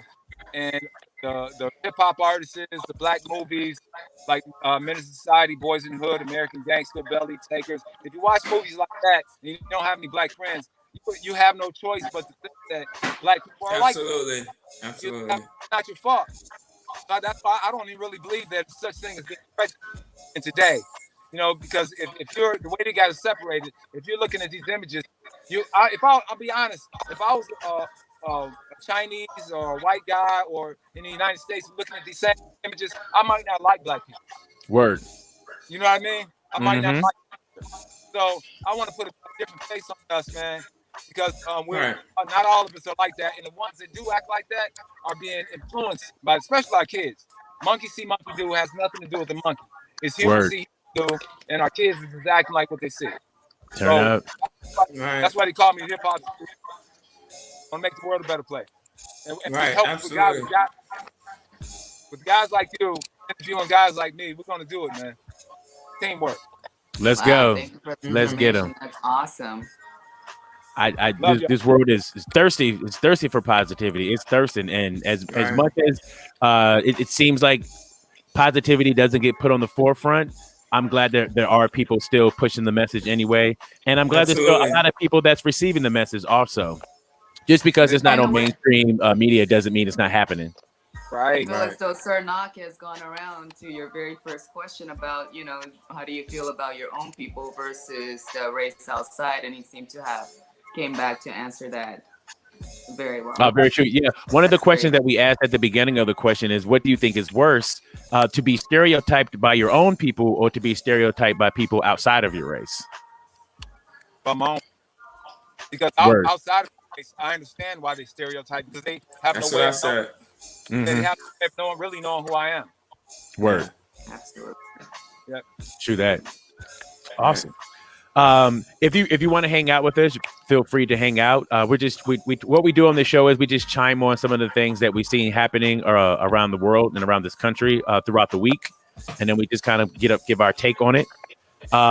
One of the things that was pretty big that I saw was the care worker working for this older lady, and the treatment that she's getting from this lady. And one of the things that I saw was a lot of people chiming in saying that this happens a lot with the elderly. Like, people work with the elderly, they do stuff like this all the time. Like, she's spitting on this lady. This is the short version of it. The long version is her like taking the food that the woman was trying to prepare and dumping it on her head and throwing it on the floor and pushing it all around. Like, this lady was so out of line. I don't want to see it. Look how comfortable she is, just being disrespectful, and with the "and what" face, and get closer and closer, and she hocked it.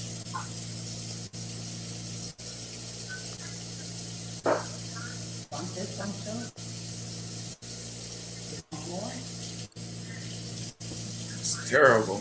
That lady got a lot of patience. Because even just your nerves will make you sometimes just throw your hand back. You know what I'm saying? Like with a real quick pop back. She didn't even do the pop back to her. No, She didn't scream at her. She's a superhero. Yeah. Yes, she is. Because I'm not. Oh Ew. yeah, I'm not. Yeah, I would have punched her right there. Right. No, she's polished. She's a special person, and it takes a special person to even do a job like that anyway. Word. Yeah, it does. Absolutely. Amazing. Yeah, it would take somebody special to be able to endure that kind of abuse, because that is abuse. And how much patience do you have? Let's say because she said she might be suffering from dementia, which is a reality. She could be. So the patience to have a job with somebody who's suffering dementia, to be compassionate, to know that even though this person is spitting on me, I know that it's not them spitting on me. Right. You know what I'm saying? And it would take somebody of a superhero like quality to be able to separate the two. I don't know if I'm at that mature level to be like, oh, she's sick and she don't know what she's doing. You know what I'm saying? I'm like, yo, lady, this has been 15 minutes of video of you trying to spit on me, trying to throw food on me. Like, yo, dementia, you got 3 more dementia strikes, and then I'm treating you like you regular. Because you just can't be spitting on me all day long. So she knows a little bit. You know from her age, you know what she's seen in the past. Mm-hmm. Amen. Probably seen slavery. You know, Mm-hmm. little baby, she's a little girl. She's probably seen slavery, so she's just used to doing that anyway. Mm-hmm. But like I don't go to church all the time, but like you gotta forgive them, for they know not what they do. They don't know who black people are, man. Mm-hmm. God's kids. Word. You know who we are. Oh, there's another video. Young One loves it. There's another video with them dancing together. After the spit. After the spit. Yeah. So that's interesting. So why post the spit video if you know this lady has dementia? You know what I'm saying? And you know she's not tripping all day long. She only trips sometimes. Why focus on the fact that she? I don't get it. Being that I didn't see that second video, I don't understand why post the first video. Absolutely. Like you should have posted the second one too to let us know. Yeah. I know I did not see the second video, but from just watching the video and knowing of the care homes, caretakers, and actually having a family member who has dementia, who is at the very final stages, they pretty much turn into babies. Word. So just imagine going backwards. If you were a babysitter, babysitting a year-old, 2-year-old, and they are behaving this way, what would you do? Would you beat this child? No, I highly doubt that would be your response. And this person is trained to care for these people who are not in their right state.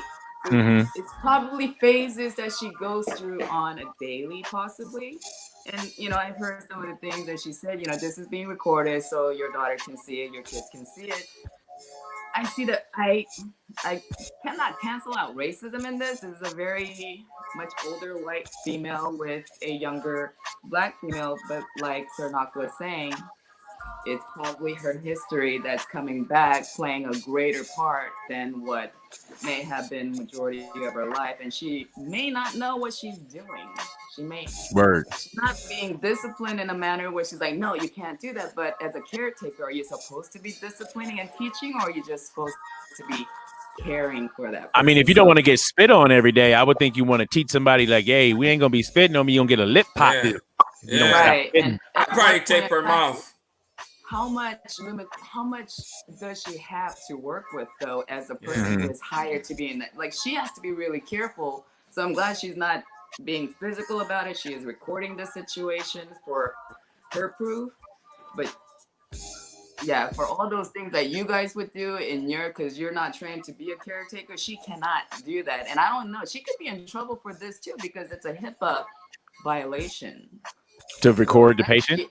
Yes, unless she has permission, this may be going against her at the end of the day.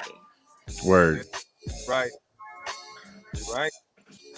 Well, I'm relieved actually to hear that there is a part 2 to this in which they're actually getting along and dancing with one another. That's a lot of relief on my part, because I thought their relationship was all her spitting and throwing vegetables on her all day long. Like, that would be an awful job to have.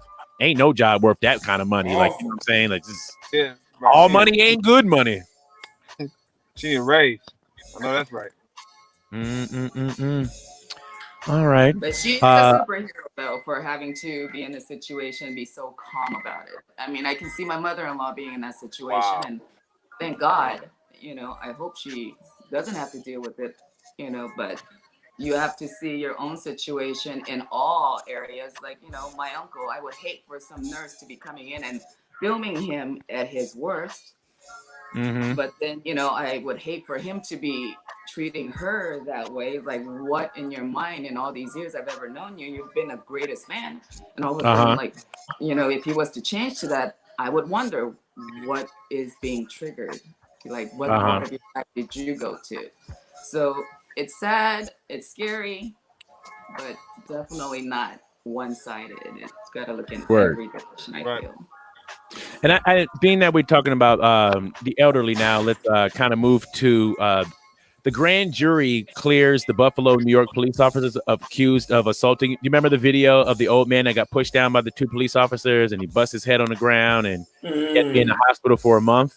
Well, they tried to put up charges against those officers, but they were acquitted of those charges. And I kind of wanted to get you guys' intake on it. And then I guess I'll share my point of views. Like, what did you think was going to happen? Did anybody actually think that those police officers were going to get in actual trouble for pushing that old man down? I kind of thought For they a were. split second, yes. I thought, Right. I didn't think they would. You know, I didn't think so. It's part of that system because, yeah, he was white, but what he was doing though, he was fighting for our equal rights, right? So they don't consider him white no more. They see him as just, you know, who we are. So they don't care, man. That's just my feeling. Y'all might not agree, but that's just how I feel. Word. For those that don't know, Erie County, New York District Attorney John Flynn said Thursday that a grand jury proceeding has cleared 2 police officers accused of assaulting a 75-year-old protester last summer. The incident occurred in Buffalo on June 4th during a Black Lives Matter demonstration. Officers Aaron and Robert were captured on a cell phone video shoving the old guy Martin to the ground. Martin cracked his skull on the pavement and sustained a brain injury, spending a month in the hospital. Now, it's unfortunate what happened to him. It's 1,000% unfortunate what happened. I think he should have went for the money instead of trying to go for the charges.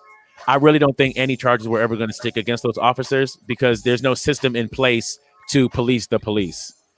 As we keep seeing over and over and over and over again, they do things and there's no discipline for it. So if I'm his grandchild or if I'm his son or daughter, whatever, I'm like, Pops, we going for the bag. They push you down, they bust your head. Let's go get the bag. Trying to be like, no, they need to go to jail and blah, blah, blah. I think you're overreaching, and I don't think it was ever going to happen. So in this situation, I say go get your money. And it seems like that's the only thing they know. They understand is that money. But he's like, hey, wait a minute. Maybe we can start training these guys a little better. Word.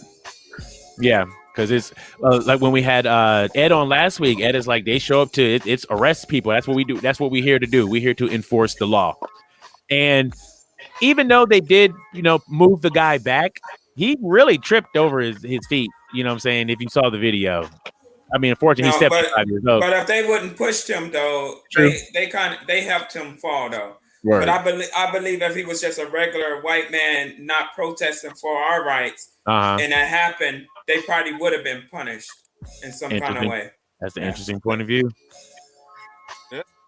Well, I guess we'll see what happens. I'm pretty sure the civil case, it wasn't too far behind, because you know what I'm saying, when you can't get one way, they do go for the bag for another way. Real quick, one of the legends, Bruce Springsteen. This is another thing about the cancel culture. We already talking about the Warren guy and how once he made a mistake, everybody comes out to try to take everything from you. Same thing is happening kind of right now to Bruce Springsteen. So Bruce Springsteen was arrested in November for DWI. This was in New Jersey. Who's the DWI, driving while intoxicated. Yeah, they have the. It's not only DUI, there's DWI also. DWD. So in New Jersey, and DPP. I'm sorry. In New Jersey, the intoxication level for driving is like a 0.08. He had 0.02, and they still arrested him for DWI. And not only did they arrest him for his DWI, he shot a commercial with Jeep, and Jeep pulled their Super Bowl ad because of his DWI situation. And I'm just like, I don't understand. As soon as you make a mistake, why is it necessary to come and take everything from you? And who is it to teach a lesson to? Who's supposed to learn from this scenario of what happens when as soon as you make a mistake, everything is gone? I wonder what else. What I don't understand. Underlying issue was. I'm sorry. Go ahead. Oh, I wasn't saying it. Were you talking? Go ahead, SirNoc. Go ahead, SirNoc. I wonder what the underlying issue was, though. Did he do something else that they were angry with him about? They said he was very cooperative on the scene. He even told them, I just had 2 shots of tequila in the past 20 minutes. You know what I'm saying? They said he smelled like alcohol, so that's why they arrested him. But they're saying that he was very cordial with the people that were in the park with him. He's very cordial with the police officers that were handling the situation. They're saying he did everything right. So I'm just wondering why at a point, he at a 0.2 and their level is 0.8 and they still arrest him anyway.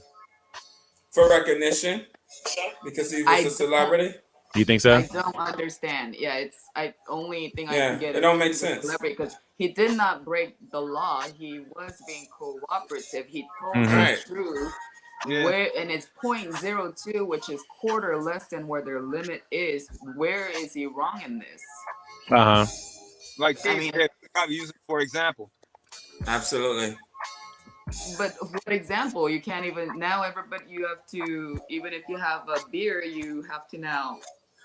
Of course, I don't think you should drive under any influence. But at the same time, there's a law for a reason. There are numbers set for a reason, and they are not abiding by the law that they have created. Which is, I feel like this is he's being wronged. He should be. His lawyer should be working on this right now. Word. I hope so, because if you tell me that if it's 0.8 and you get me at 0.2, I don't even know what the argument is. You don't even have a case. You don't have a case. No, I didn't break your law yet. I totally understand if he broke the law. I can totally me too. Understand it, but 0.02%. He's coherent. He's perfect. And I think that's why he mentioned that he had 2 of those because he felt he wasn't in harm's way or in trouble or nothing. Word. And they took advantage of the situation. Word. Gotcha. All right. Well, let's move on. Got a couple more things before we get out of here. We got a few minutes left. A couple more things. So the Rock and Roll Hall of Fame announced its 2021 nominees this past Wednesday. An act is eligible after 25 years after their first commercial release. SirNoc, how long have you been in the game? A long time. As a matter of fact, I was a hip hop instructor at the Rock and Roll Hall of Fame. Oh, turn up. He said that. I remember. So you released something commercially 25 years ago? I was an instructor at the like kids from all over the United States who fly and bus. We told the story of hip hop in the Rock and Roll Hall of Fame. It was like that's dope. Yeah. But did you commercially release any music at least 25 years ago? 25 years ago. My latest release was not latest. My first release was 2015. So no. You got a little bit of time though. You got to wait at least 25 years before you can get nominated to the Hall of Fame. You got 19 years to. I've been doing it a long time, way longer than that. But word. My release, you're right, 2015. Okay, just hang out for another 10 years. They got you. So these are the people who are going to be on the ballot this year to be into the Hall of Fame. Mary J. Blige, Kate Bush, Devo, Foo Fighters, The Go-Go's, Iron Maiden, Jay-Z, Shaka Khan, Carole King, Fela Kuti, LL Cool J, New York Dolls, Rage Against the Machine, Todd Whoa. Rundgren, Tina Turner, and Dionne Warwick. Yeah. Dion. Of those, only about 5 to 7 will be inducted. What? Yes, These And are all only the nominees. not all of them. Oh, these are only the nominees, and only 5 to 7 will be inducted. I think Dion to get in there. I would hope so. Yeah. I would have thought that Shaka Khan would have made it in there already. Shaka Khan. Tina But Turner. her and LL Cool J, this is his 6th time being nominated, and Shaka Khan, this is her 7th time being nominated. Wow. So Shaka. I would wonder what would keep Shaka out this whole time. I don't know. Because she was in a group before she was with. Yeah, she was a Well, Rufus. I mean, Rufus and Shaka solo. Khan. Yeah. Uh-huh. Yeah. Might be political.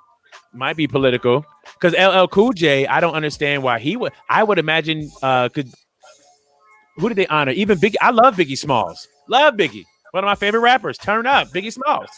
But the fact that Biggie Smalls got in before LL Cool J, it's something that's political weird. that's a little funky because LL Cool J is a pioneer of the art.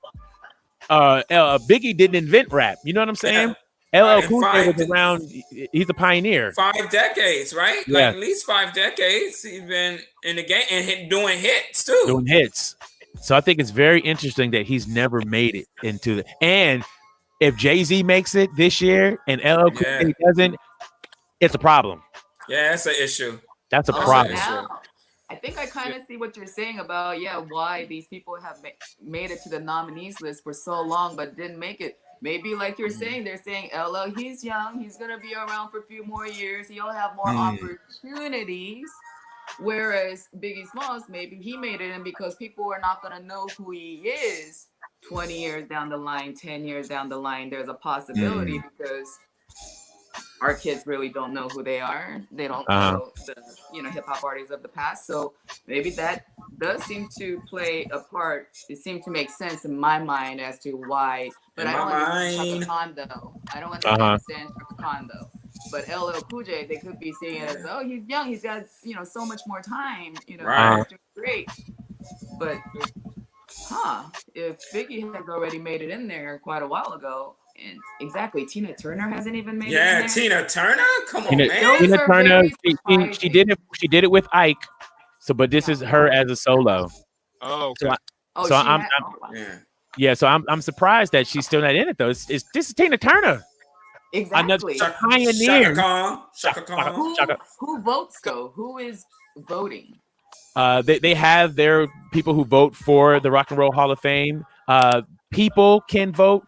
People might be able to help influence a little bit who's chosen, but not really. You know what I'm saying? It's almost like people can vote and they'll see who people are talking about, but they don't really make the decision. So the Rock and Roll Hall of Fame, they have their own people who do the voting. Maybe similar to how the Grammys do it.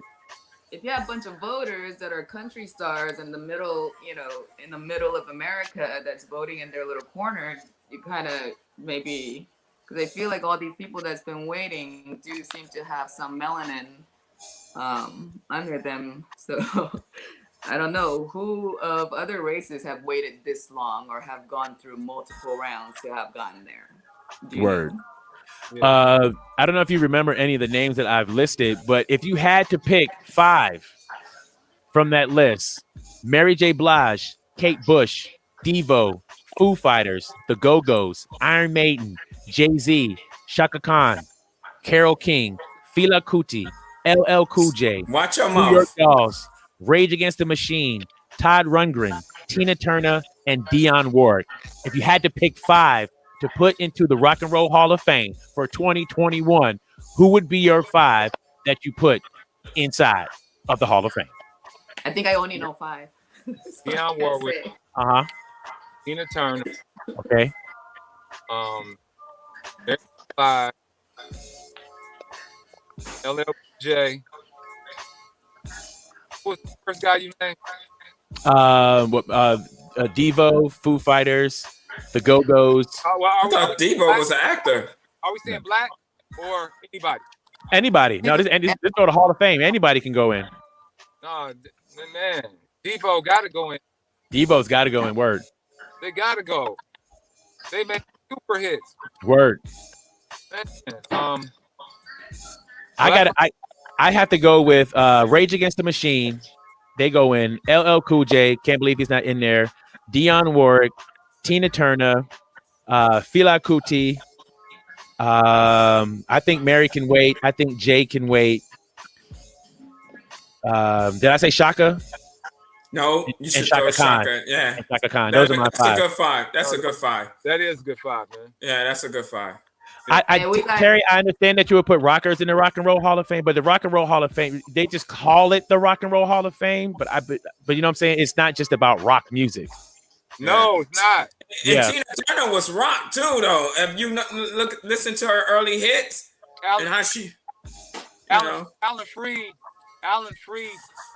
plays rock and roll. He's a DJ on the radio, and when he coined the phrase rock and roll, he wasn't talking about like rock, like he's talking about like what Elvis was doing and Chuck Berry and black. Just it was like R&B. Yeah. Like it wasn't rock like it is today. So and remember who's originators of rock and roll? We were H.B. Barnum, the guy that I told you, that one of my biggest producers. He produced for the Temptations, Jackson 5. Who's the guy with the hair? Little Richard. Yes. Shut up. That's rock and roll, man. Word. That's rock and roll. Give me nothing. Now turn up. Now, speaking of Tina Turner, hopefully she makes it into the Hall of Fame. This will be perfect timing because she has a film that will debut in March. Yeah, I heard about that. On HBO and will be available to stream on HBO Max. Wow. Tina is billed as Tina, the documentary, is billed as a revealing and intimate look at the life and career of a music icon, charting Turner's improbable rise to early fame, her personal and professional struggles throughout her life, and even more improbable resurgence as a global phenomenon in the 80s. The film will feature interviews with Tina Turner herself, conducted in her hometown of Zurich, Switzerland, and with her closest and those closest with her. They're going to have never before seen footage. You're going to have audio tape, have personal photos. I like documentaries more than like just a biopic because it's really showing you actual things that happen. So I am looking forward to seeing the Tina Turner documentary. I think it's going to be incredible. Yeah, that's going to be dope. I'm looking forward to it. Anybody got any Tina Turner stories? I got some Ike stories. Cake, ain't it, man? Turn up. All right. So some of this other stuff is going to take forever if we get into it now. So, forever and a day. Yes, forever and a day. Mr. SirNoc, is anything you want to say in closing for anybody, for where they can find you? Anything else that they should know about you? Yeah, they can find me online. Go to Google, type my name in. It's SirNoc, all one word. Or you can go to SirNoc.com. I'm on Spotify, Pandora. Follow me on Spotify. That's one of the biggest things you can do for me. Follow me on Spotify. Go check out my music. It's uplifting, positive. Yeah, I'm the hip hop superhero for sure. You are, brother. You are. Most definitely. KK, would you like to say anything in closing? I would like to say thank you, everybody, for joining. Please continue to stay safe by keeping your masks on and keeping your distance. Thank you. Thank you, sir. Where's KK from? She's from Korea. Originally from Korea. Now. Oh. Right. Mr. Cheese, anything you want to say before we get out of here?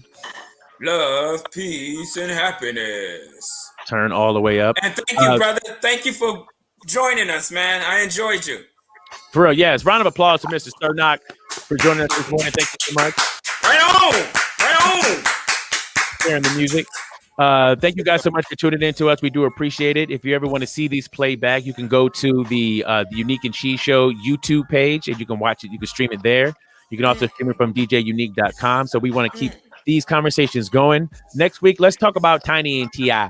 That's going to take some time to get into. Oh, that's terrible. Yeah, I want to really get into that. Also, you guys have a great weekend. For those that don't really participate in Valentine's Day, come on, participate in it anyway. I'm talking to myself right now. Come on, participate in it anyway. You guys have an amazing weekend. I'm going to leave you guys, or we're going to leave you guys with SirNoc's video. He opened up for Bone Thugs and Harmony. So let's go to that footage, and we'll see you guys next week for the Unique and Cheese Show. Peace. Get it, go, get it, go, get it, go, get it, go, get it,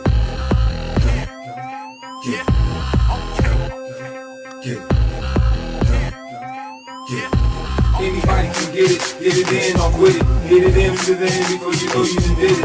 You in it, you in it, either you with it, you with it. You're in the feeling when you win, really killing it, switch it. See how I do when I move through a room full of go-getters. Hit the Twitter, never give up or you be so bitter. Get it, you can get it, you not a gold digger. Hashtag, I'ma get it, say I can't, how you figure?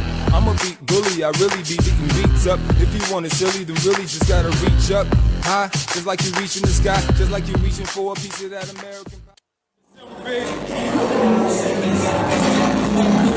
Yeah, open up a bomb. Now I can go get an impact. I'll do it right. Ladies and gentlemen, after you go, the superhero of positive hip-hop, SirNoc in the mix, and I'm Silvery, crank it up. What's up? Yeah, they want me up in the club, up in the pub, bumping in the junk and dubs. What's up? Get on the dance floor, don't bug, don't even shove. Go and show your partners some love. What's up? When I step in the club, nothing but love. I'm up in the pub, chillin', give you doubt, give me love. Is that a lot to ask? Coming from a brother like Knock, I think not. All I ask is when I'm rhyming, you rock, and you make it hot. On the fat track of the knock, straight off a Cleveland block.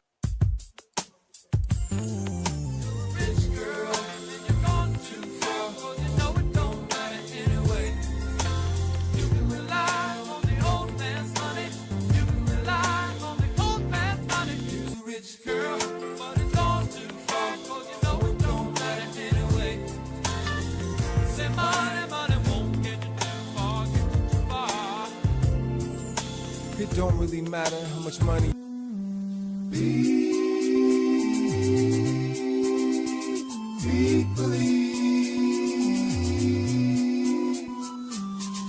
Deep bully, from out the hoodie where the only bully beats. Chill, it's all goody. In or over, understand me fully. It's an actual fact that I'm the beat bully. It's a rhyme and acrobatical statement, so I'ma make it one of the best, like chess checkmate. So I'ma take it. No special effect to perfect what I be making is the beat bully. Bring me a beat and I'ma break it. I done been to the bottom. I done been to the top. I done been in the middle, so no lame game from a lame when he pop. You can tell a guy with no good game, running his mouth while he running for the hood fame, telling everybody he got dough and how much he be making it rain. If you really got game, you ain't gotta go bragging about what you got. People gon' see right through you, got talent and see that you hot. Game recognized game, take a look at mine, it's transparent, no shame. Take a look at my eyes, you can see the good guy, absolutely no flame. It's a really good thing, when you got game, can't nobody get past your brain. From the books to the streets to the concrete, it's simply no pain, no gain. If you really want game, when you wanna hit your target, sharpen your aim. Never stop till you hit the top game, always recognizing game. I know y'all been waiting for a hero to come to your rescue. Take away your pain. Oh, I love you so much, some say I'm getting mushy, so what? It's Knox World, girl, show my love in this cut. Woman, it's a song for you, you with me or what? See, Egyptians had the prescription and the scriptures for us. Think of that, you and I working like yin and yang. Think of prosperity and the peace it would bring, feeling your pain. Wonder how long we gon' call you names, you ain't no hood rat. You all that from my rib that you came. Porno chicken head, I say to the only one that I wed. Listen close, you don't wanna miss what I said. You ain't no broad or a chick, I ain't gon' call you no trick. But if I see you kinda healthy, Hands up, don't shoot, don't shoot. Hey. Put your hands up, maybe they won't shoot. Hands up, don't shoot, don't shoot. Hey. Put your hands up, maybe we won't shoot. Hands up, don't shoot, don't shoot. Hey. Put your hands up, maybe they won't shoot. Hands up, don't shoot, don't shoot. Hey. Put put your hands up, maybe we won't shoot. Hands up. Already no more trigger pulling, headed to the roof. Hands up, don't shoot, cause super friends is in the booth. I know the cops is popping, keep watching TV, we popping too. Black on black is easy, we sleazy, cause we be chopping through. I can't breathe, it's like I can't even sneeze. And the TV ain't helping, it's like infectious disease. Paint a picture me pillaging, but I be pushing this piece. It's the same thing, hearing and see it clear overseas. Too much killing, we illin', what are we doing? We villains, and you ain't gotta be playing the game the devil is dealing. Stop and think before you do it, don't react to your feelings, cause it's the karma you pay back from all the caps that you pillin'. Hands up, cause I'm commanding, thou shalt not kill. And that you have common sense, so I know you know what the deal. And that your mind all the time is controlling how you should feel, cause the video images it's distorting was real. Hands up, don't put your hands up, baby, won't shoot. Hands up, don't shoot. Hey, put your hands up, maybe we won't shoot. Hands up, don't shoot. Hey, put your hands up, maybe they won't shoot. Hands up, don't shoot. Hey, put your hands up, maybe we won't shoot. Hands up. Already no more trigger pulling, headed to the roof. Enough already, no more trigger pulling, headed to the roof. Enough already, no more trigger pulling, headed to the roof. Hands up, don't shoot, cause super friends is in the booth. Enough already, no more trigger pulling, headed to the roof. Enough already, no more trigger pulling, headed to the roof. Enough already, no more trigger pulling, headed to the roof. Hands up, don't shoot, cause super friends is in the booth. That was 15. Peace, y'all.